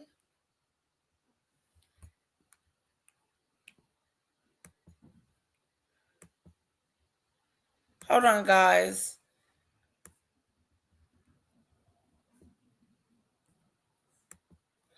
Kinsey Schofield, hello. Am I ready? I'm always ready for you, Jeremy Kyle. Oh, Zach Polanski, your thoughts? I got off track a little bit. I'm back. My thoughts are, where were you? 12 years old. This man wants to be the prime minister of this country, and his job used to be hypnotizing women. The Sun sent an undercover reporter in. She obviously made the story up, and he stood by the story that her breasts could grow 4 inches by talking to him, Kinsey. No, I feel like he's truly a magician. Well, there's something wrong with him. Just before we get into Meghan, did I read a story overnight that California's been warned that it could be at the mercy of drones from Iran or something? Did the FBI? Was there a story about this? Okay. Yeah, Governor Gavin Newsom has addressed it as well, that the police were notified by Washington that Iran could use drones to attack the West Coast. You know, I don't know if we're really taking it seriously. I'm sure that there are some people that are, but why would Iran want to attack us? Like, we're just a bunch of failed reality stars and tampon commercial actresses. Like, is Washington not more of a target? Like, tampon actresses. I think Zach Polanski should head to California. Great to have you on, my darling. I don't quite know how to get to it. Safe to say, let's talk Meghan Markle. We've talked incessantly about Epstein. Speaking of failed actresses. Yeah, talking of failed actresses, Box 23 on Deal No Deal. Whenever I go to the States, the boys and me on the golf trip just sit there watching her in a boob tube that Polanski might have helped her with, but that's another story. She's got so low. I mean, they've lost the Netflix deal. She's going to appear in person at a girls' weekend in Australia where they charge people for a meet and greet. This is like, tell me more, please. It's extraordinary.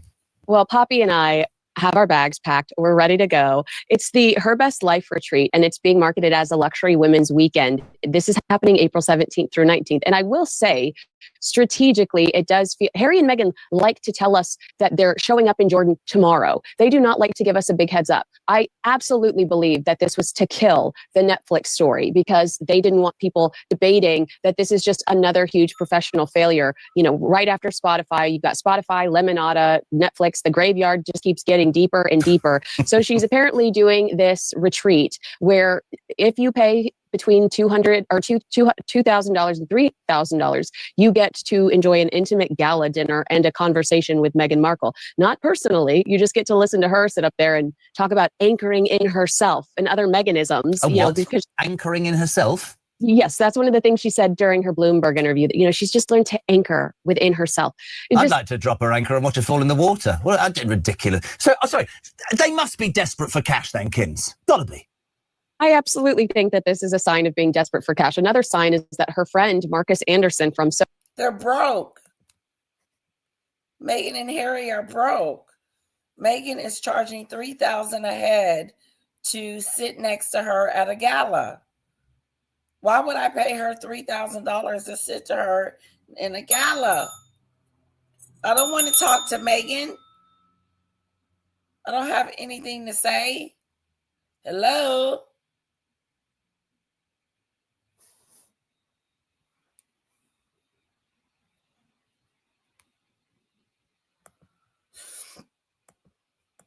Soho House literally picked up the phone and called this organization and said, what would you guys think about hosting Meghan? So it's not like this organization reached out to Meghan because they were actually inspired by any of her failed pursuits, business opportunities over the last few years.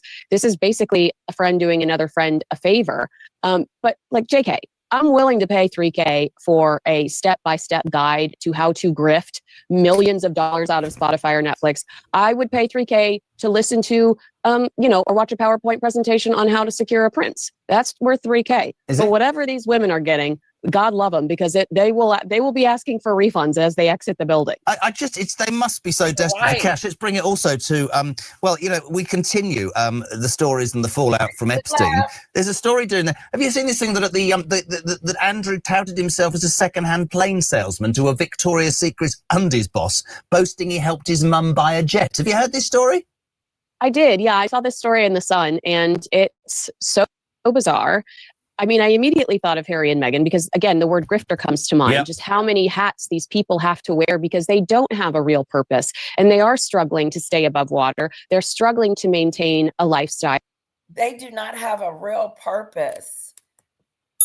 Meghan doesn't have a purpose. She had Jamma Scam and she had Netflix, Spotify, Lemonado, entrepreneurship, humanitarian, and as ever, and bookmarks and wicks and candles.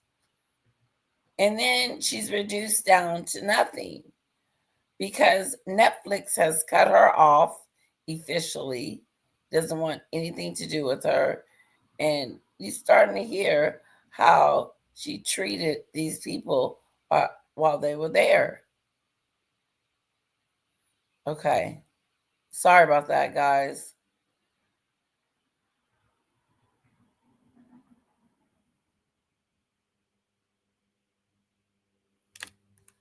Let's continue. And to keep up with the Joneses. I mean, in both cases of Harry and Meghan and Andrew, they like to hang out with high profile people. And so they want to dress the part. They want to show up where those people will be seen. They want that maybe they're going to be on private jets that those people might admire. Meghan wants to be seen with A-listers, everybody, the who's of Celebrityville. And then she wants her picture taken for the paparazzi. How predictable is she? Again, she wants her picture taken. She wants to be seen. She wants to be heard. Look at me, look at me. But what are we looking at you for? What do you have to offer? What are you putting out on the table?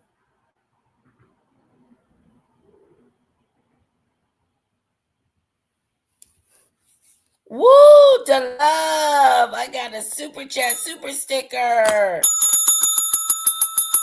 The love, the love, the love. I want to thank you so much, the love, for my super chat. Only 25 minutes to go for our gold. 20 minutes left, guys, to reach our gold. 2 down, 3 to go. The love. Thank you, the love. The love. The love. the love be the love. The love, the love, the love. Thank you. Thank you. The love. Let's give it up for the love and my beautiful song. The love. The lovely. Thank you, sweetheart. You're so kind. 3 down and 2 to go, guys. We can do it. Hello, welcome back, Polo.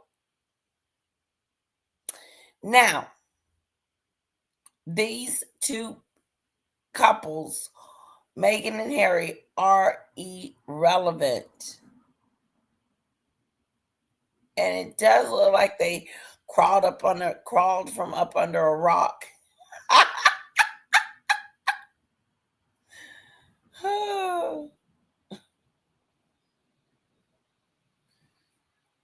But yes. They want to be seen. They want to be known. They want to be heard. They want to be popular. They want to have it going on. But they are failing at every attempt. The way that Kinsley and this gentleman is talking just sound like it's a forgot what I was going to say.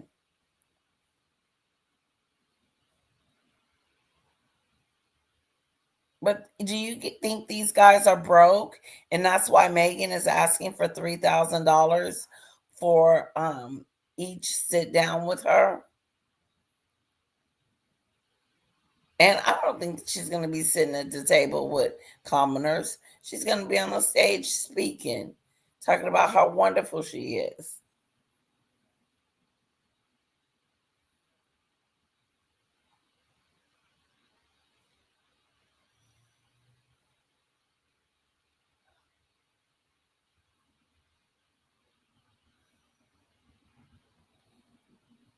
Pop, pop, pop, pop.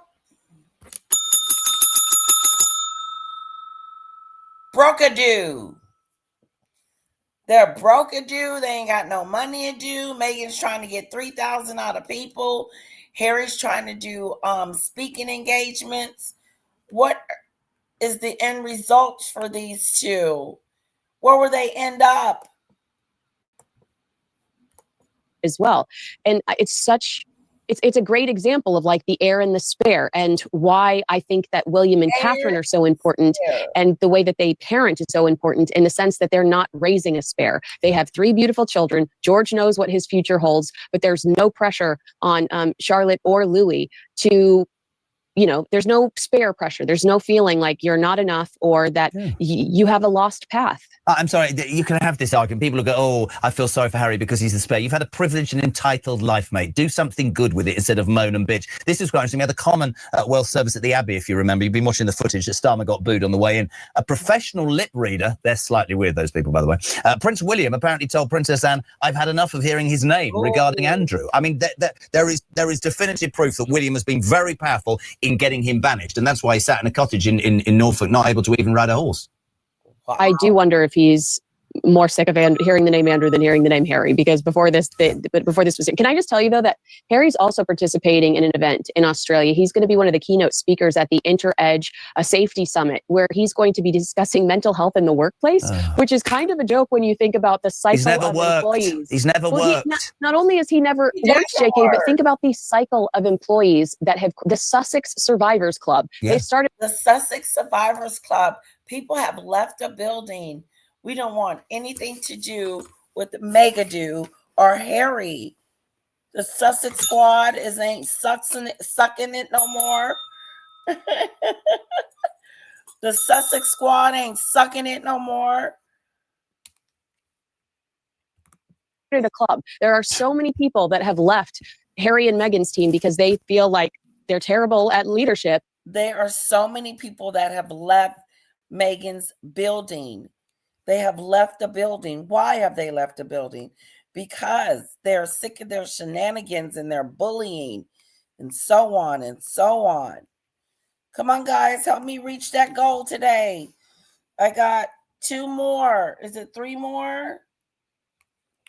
Let me see how many I got.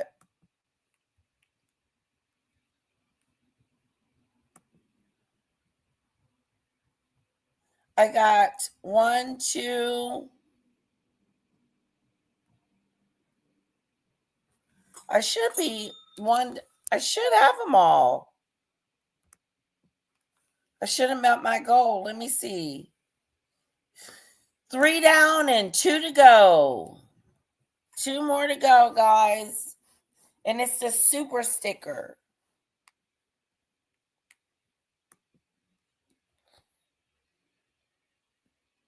Okay, if she's charging $3,000, is she gonna pay taxes? I doubt it. He couldn't even get his own wife help with her mental. He's a spokesman, exactly, for mental health, to love.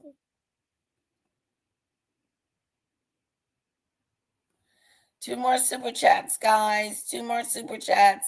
Thank you in advance. And I will be singing you your own personal song. Your own personal love ballad. Okay. I'm going to drop the link just in case someone wants to come up and hang out for a few before we head out. Let's see what else they're saying. And so the fact that he would be in a position to discuss mental health in the workplace, it's and in fact, all those people, I read something like 5 PRs in leadership. And so the fact that he club, there are so many people that have left Harry and Meghan's team because they feel like they're terrible at leadership. And so the fact that he would be in a position to discuss mental health in the workplace, it's and in fact, all those people, I read something like 5 PRs in however long it is, all those people have left saying it's too much of a drain on us, they're ridiculous, they make too many demands. You're right, what about their mental health? Absolutely, categorically. For me, it's really interesting because, you know, this story, I mean, some of the press over here have started to attack William and Kate. The majority, though, were saying, and we said it before, they are the clean slate that's needed to save the monarchy. I was away and Zara Phillips was there, and you only have to look at the monarchy. I even felt at Cheltenham this week that they're not on tenterhooks, but you can see that there's a different vibe amongst, not just amongst people, but there's a different vibe amongst the royals. And I think I do. I'm a royalist like you. I wanted to survive, and the more I see of this, the more I see of it. I say every day, and I'll keep saying it. I think he might have to fall on his sword-sighting illness, the king, to save the monarchy, because I think that William and Kate can sweep aside the Harry and Meghan BS, and they can sweep aside the Andrew stuff and start afresh. Because I don't think the British public. Well, just because you want William and Catherine to be king and queen doesn't mean it's time for them to be king and queen. King Charles is king, and he's doing a great job in facilitating that.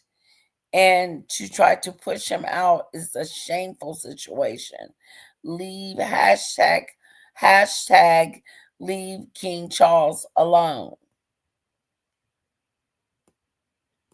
Idiot.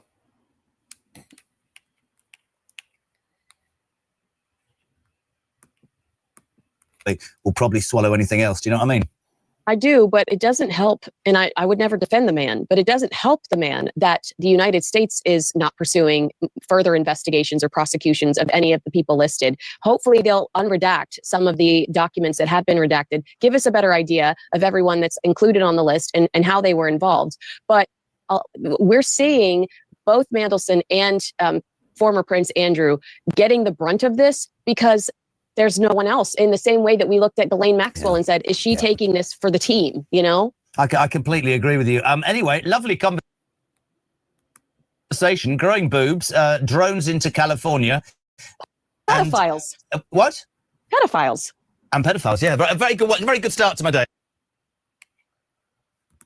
Okay, guys, I'm going to play one more video, and hopefully we meet our goal. If not, then we got to wait and meet our goal tomorrow. But I'm going to try to meet it today. Polo in the house. Oh, I got a super sticker. Polo's in the house. Well, let's start slightly differently with Meghan Markle. I don't know. Your song for Polo. I got to make up a song for Polo. Views on Meghan Markle. Wait, it's coming to me. It's coming to me. Polo, polo. Polo, polo. Polo, polo. Polo, polo. Get it, polo, polo. Get it, polo, polo, polo, polo. Polo, polo. Polo, polo. Polo, polo, polo, polo, polo, polo. Get it, polo. Get it, polo. Woo! Thank you, Polo. Thank you, Polo. Woo! Thank you, Polo. Thank you, Polo. Woo! Attention, attention, everyone. Put some hearts and some fanadoos in the chat for our wonderful Polos in the house. Polos in the house. Polos in the house. Hey, hey. Work it, work it, work it, work it, work it, Polo. Work it, work it, work it, work it, work it, Polo. Regarding Andrew, I think he should be treated like everybody else. If there's Polo's in the house, he's in the house. Polo's in the house, he's in the house. Thank you so much, Polo, for my wonderful super sticker. And I want to thank you personally. Thank you, Polo. Let's put some hearts and put some fanadoos in the chat for Polo, please.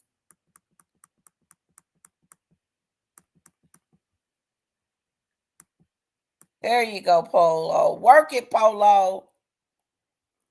Work it, own it. Double song for Polo, double song. Double song. Work it, own it, work it, Polo, work it, own it. Thank you, Polo. You're such a sweetheart. Polo's in the house.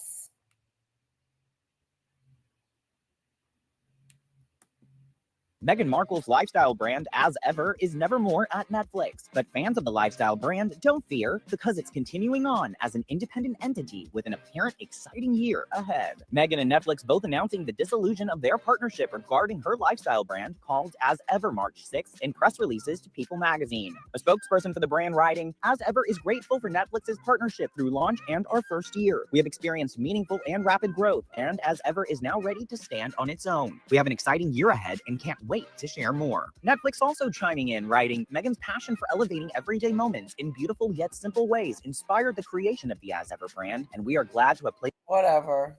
regarding Andrew, We are not all into her As Ever brand.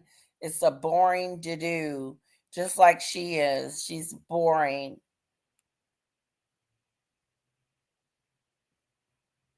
And who cares? She shows a new photo of her and Lily. You can't see Lily. You can only see the back of her. Prince Harry. So far they've done Colombia, Nigeria. About a month ago, they went to Jordan, just missing the war. So that was a relief. Nobody knows why they do this. I think it's because they can't work out what else to do. But they're off to Australia soon to pretend to be the king and queen or something when they go there. During this trip, Meghan Markle will be the main attraction at a weird £1,400 a head girls' weekend, a 3-day luxury retreat in Sydney from April the 17th to the 19th, whereby the people who attend this will get to meet Meghan, pose for selfies, that kind of thing. Guests will indulge in morning yoga classes, sound healing, a manifestation session. What the hell is that? What's going on, Samara? Meghan is trading trash for cash at this point. I mean, seriously, she is. I don't think people understand, and I don't think Meghan understands, that Jackie O, who she's doing this retreat with, is kind of like the equivalent to a Gemma Collins or a Katie Price for Australia. That is who that, like, we call it, she's bogan. That's what we call them. Jackie O. Jackie She's O. not steeped in history. They're not big on, the Kennedys or anything like that. Hey, Jackie O, if you're watching, that name's been taken by Jackie Onassis. But anyway. No, you're right. It's a good sort of insight into this woman's intellect. I mean, this is someone who, it's really interesting because Meghan claims to be an ultra feminist and this workshop seems to be a retreat where, people will get to also talk to psychologists. They'll get to do the sound healing, as you said, the dinner and disco. I wonder if Meghan will attend. But I just want to tell you about Jackie O. Yeah, please do. She's got a shambolic record when it comes to supporting women, and people in Australia know that. So again, this is a massive misstep by Meghan and her so-called team, not doing any basic research. I mean, there was a very famous case. They're like radio shock jocks. You wouldn't know about what a radio shock jock is. Yeah, I do. I have heard of Australia. I know what goes on there. There's a very famous case where she questioned a teen rape victim on air, and it was extremely controversial. Where she kind of dug into this teenager's sexual history. It was horrible.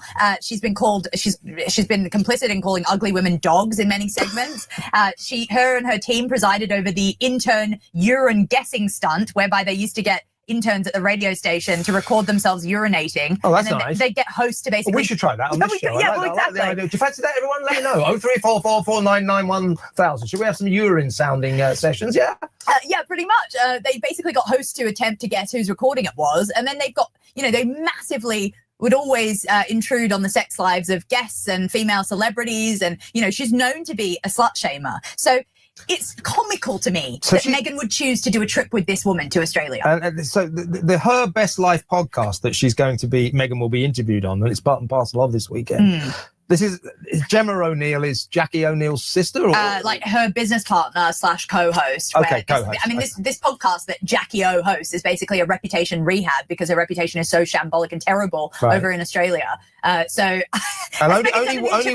only women are allowed to this, and as I say, it's going to be it will unfold at the 5-star luxury Intercontinental Hotel, Sydney Coogee Beach, on the waterfront of the eastern suburbs. There, guests will be put up in twin rooms, 2 breakfasts, a lunch, and 2 dinners, and the star attraction at the first evening will be a dinner and disco celebration with Meghan. But I mean, my point about this, we can laugh about this. Are there no depths below which Meghan Markle will not sink? But she is the daughter-in-law of King Charles, of our sovereign. She is married to King Charles's son, Prince Harry, and this tawdry event heaps embarrassment, yet more embarrassment, on our royal family, doesn't it? It's a really good point, Kev. And, we all know the Queen's dying wish was to not have them do this pseudo-royal, sycophantic sort of lifestyle where they have 1 foot in, 1 foot out of the royal family, and they basically treat it like it's some sideshow gig that they can choose to opt in and opt out of. Yep. I do want to, people are forgetting this really good quote from this Valentine Lowe book. It's one of his recent books where he said, according to a source, after she came back from Australia, because that first trip, which was now 7 or 8 years ago, where they announced that, Meghan was pregnant with Archie, it was a very big trip. I remember I was there living in Australia at the time, and there was Meghan mania. People were, she was still on the up and up. There were crowds everywhere she would go. It was very popular. She actually reportedly said to staff, "I can't believe I'm not getting paid for this," while she was on her royal tour. And I feel like this is such a full circle moment for Meghan, where she's realizing the full potential of the quote unquote gravitas she can bring and the money she can make. I want to talk to you about Winston Churchill in just a second, but the last point I want to make about this weekend, which I can imagine down-to-earth Australians really identifying with this. It's a sound healing experience, a meditation and manifestation session with morning yoga classes. It's not very cobber, is it? Not very shrimp on the barbie, is it?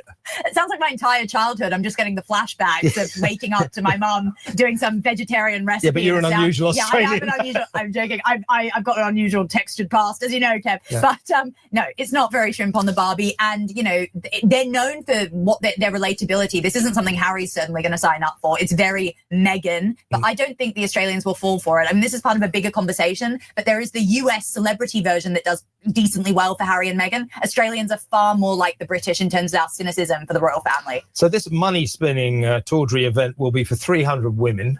And we estimate that Meghan will probably make £100,000 from that weekend. Okay, that's good money for a couple of days for you and me. Amazing money. But, she's got a multi-million-dollar lifestyle, of massive multi-million-dollar mansion in Montecito, flies around in private jets, so on and so forth, jet setting around the world. £100,000 isn't much money. It strikes me that this is an indication of financial desperation. I mean, I ran the numbers, and that event is going to make $420,000 or pounds, sorry, if it sells out.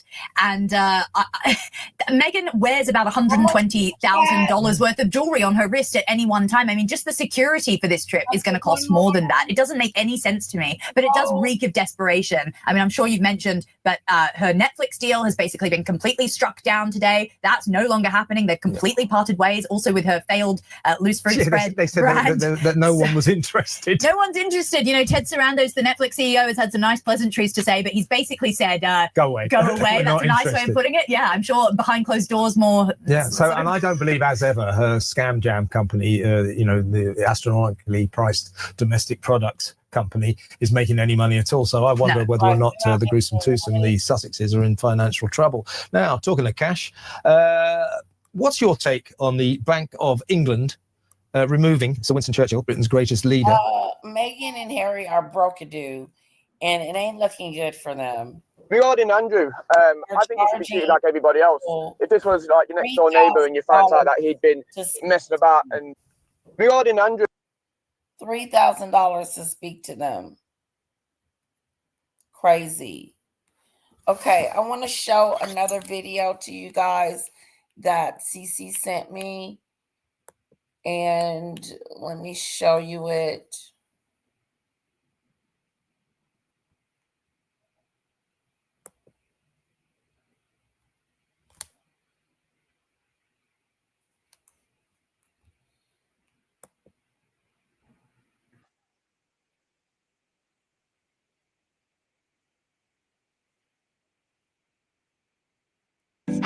Argue with you. No. Look at you.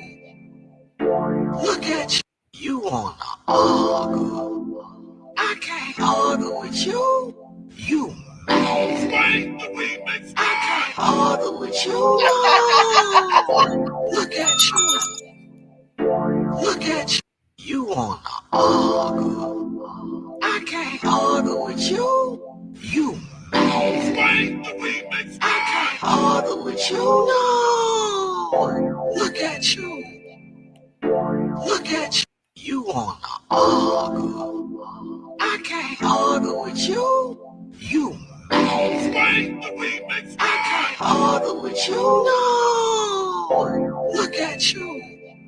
Look at you. You wanna. Okay, one more video here.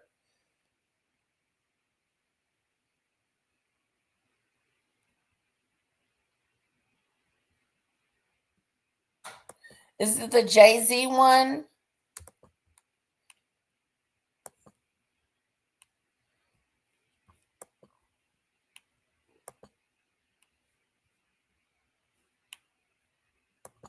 That Jay-Z alleged.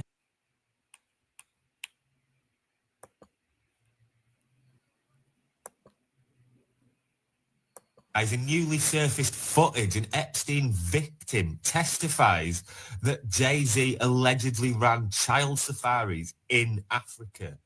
Fucking hell, for Jeffrey Epstein's VIP associates and the global elite. I'm a mother, a widow, and a survivor who's dedicated my life to helping other victims here in Nigeria. I speak plainly because the truth can't hide behind fancy words anymore. The American music star everyone treats like a god, Jay-Z, is no hero. He's a predator. He's been coming to Nigeria for years. First with Jeffrey Epstein on those private jets, then alone, then with other celebrities, actors, singers, billionaires. They don't come for music, charity, or culture. They come to hunt children, child safaris. What if foreigners pay big money to chase our children through the bush like animals? They shoot for fun. When they hunt and... Okay, Cece, I think I played everything.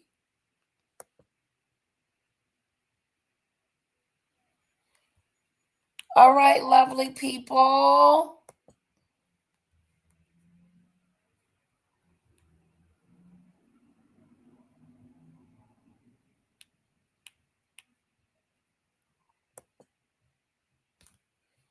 Wait a minute. I did the Remy. Yeah, I think I showed them all.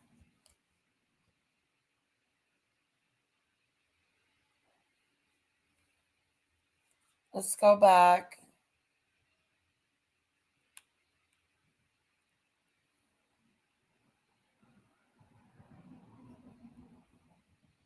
Okay, let's go back over here to my super chats. Before I go, guys, I want to thank you guys for my superstars. I want to thank Daisy Lee. Thank you so much for my super sticker. Bless you, doll. Leslie, thank you for my super sticker. Bless you, doll.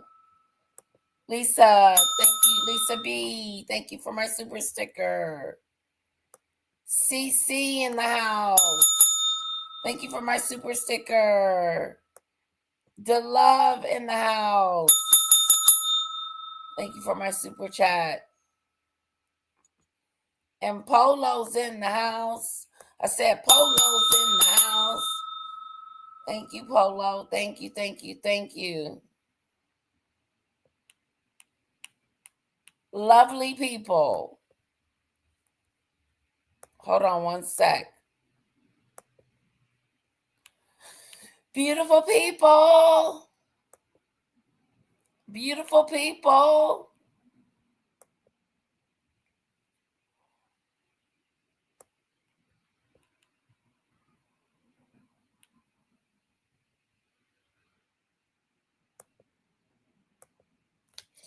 Meghan is not showing a new photo of her baby when her head is turned to the back. Let it go.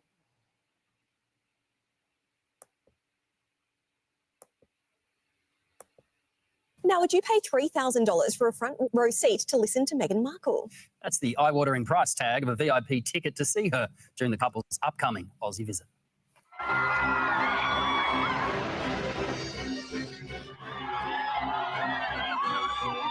Thank you for the welcome you have given Meghan and I over the last few days. I've been so proud to be able to introduce my wife to you. The last time the Duke and Duchess of Sussex came down under, Australia adored them. But the wildly popular 2018 tour marked a significant turning point for the now exiled royals. The reception that they received, it seemed to embolden them within the royal family. Fast forward 8 years and there will be no fanfare, no free public appearances when they land in Australia next month. Instead, Meghan Markle will headline an exclusive women's retreat. The weekend-long event is being hosted by Her Best Life podcast, founded by none other than Jackie O. Henderson and her best mate turned manager, Gemma O'Neill. How has Meghan, Duchess of Sussex, this incredible woman, gone from Oprah to talking on stage with this little old me, Gemma, in Sydney? The luxury retreat will be held here at the brand new 5-star Intercontinental Hotel at Coogee Beach. It's being marketed as the ultimate girls' weekend. Think drinks by the pool with a disco and a DJ. But tickets start at $2,700. The VIP experience, which includes front row seats at a gala dinner and a group photo with Meghan, will set you back around $3,000. That is more than my rent. That is more than my rent in Los Angeles, California, to see Meghan Markle speak. The eye-watering price does include 2 nights accommodation, meals, alcohol and wellness activities. The question is, will people pay that much to listen to gems like these? Don't threaten me with a good time. This is my quote on the board today, just for the hell of it. Put a 1 in the chat. Put a 1 in the chat. Put a 2 in the chat if you think she's not worth the $3,000. What is she worth? Thank you, Polo. How much is she worth, guys? We hit the streets of Coogee to test the waters. Looks been interesting for the royal family and to see how they've changed, but I probably wouldn't pay to go and see her. I won't be reading about them and I won't be watching them. Yeah, and I certainly won't be spending money to see. I don't think anybody's worth that much to see in person. Public sentiment in Australia, it's cooled significantly. Surveys place them as low as... They said nobody is that important. Looks been interesting for the royal family and to see how they've changed, but I probably wouldn't pay to go and see her. I wouldn't pay that much to go see her. 0. I won't be reading about them and I won't be watching them. Yeah. I won't be watching them and I won't be going to see them. People are not going to see you. Why put a price tag on yourself and just allow them to donate. Wow. This is crazy. She doesn't want them there. And I certainly won't be spending money to see him. I don't think anybody's worth that much to see in person. It's public sentiment in Australia. It's cooled significantly. Surveys place them as low as former Prince Andrew, I should say, in some cases. Gwyneth Paltrow made a similar appearance with Henderson and O'Neill in 2023, reportedly pocketing between $150,000 and $500,000. Meghan is expected to be paid a far more modest sum. Meghan, the girl that auditioned for the Shakira music video, the girl we see in the pilot episode of the new Beverly Hills 90210, she wants to remain relevant, and I think she's chasing fame, and Harry's just trying to pay. She's chasing fame. She's been chasing fame. The bills. So I feel kind of sorry for Harry. Her other half, Harry, will give his own keynote speech on mental health at a summit in Melbourne, with a platinum ticket to the 2-day event costing close to $2,400. Wow. I will tell you what I would pay $3,000. Why in the hell would I pay $3,000 to go see her talk about word salad and talk about how she's a woman not in the kitchen? What the hell could she possibly have to say to me? Nothing. Boring.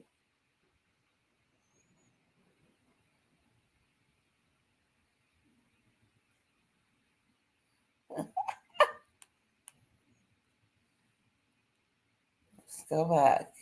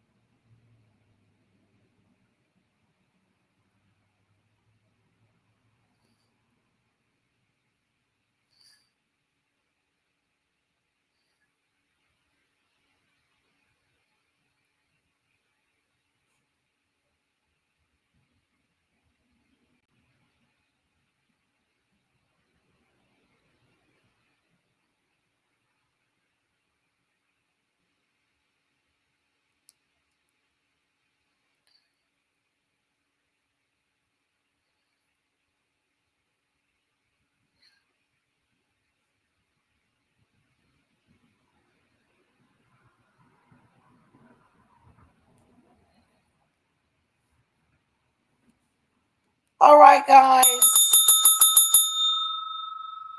Let's shut it down. I love you guys so much. Thank you for allowing me to spend time with you. How to win a prince. $3,000 for a play-by-play instruction on how to secure a prince. I'll be there. Thank you, guys. Have a wonderful day.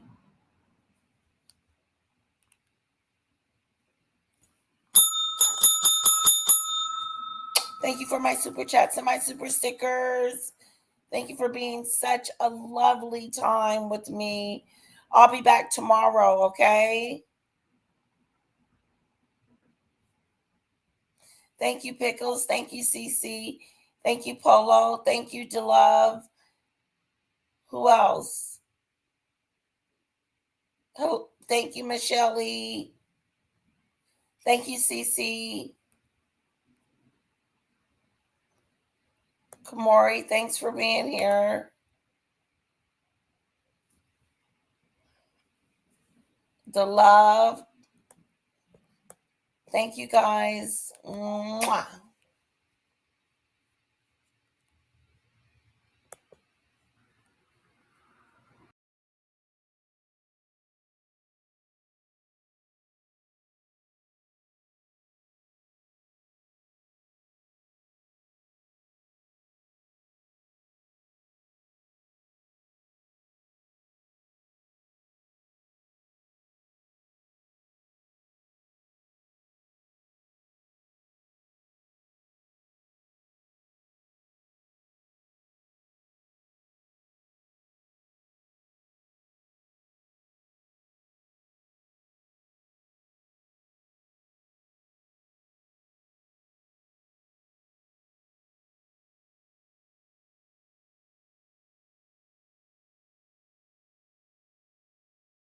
Hey guys, it won't cut off. Let me try it again.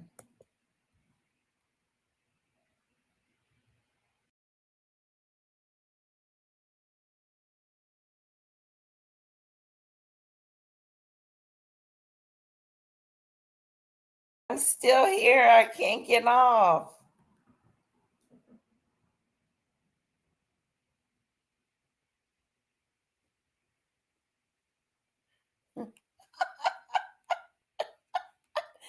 I can't hang up.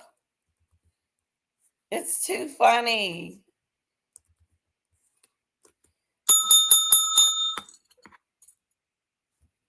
I'm going to have to manually turn it off.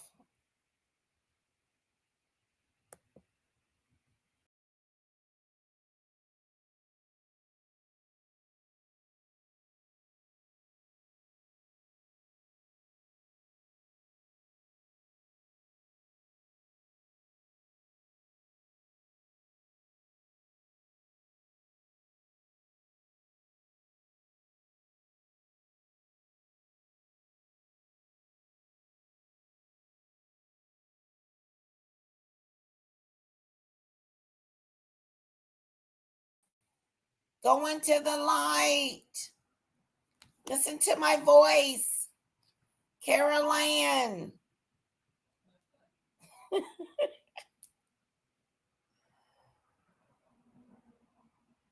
What was the father's name? Henry? Frank? Was it Frank?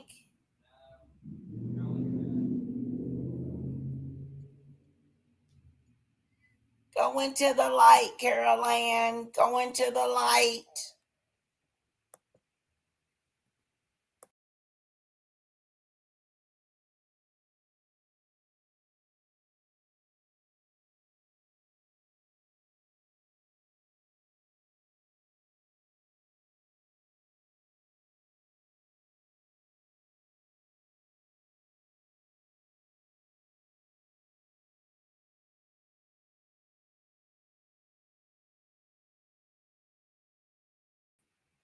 I'm still here hanging out.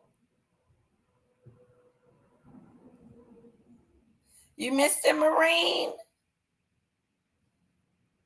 Okay. I'm going to try this again.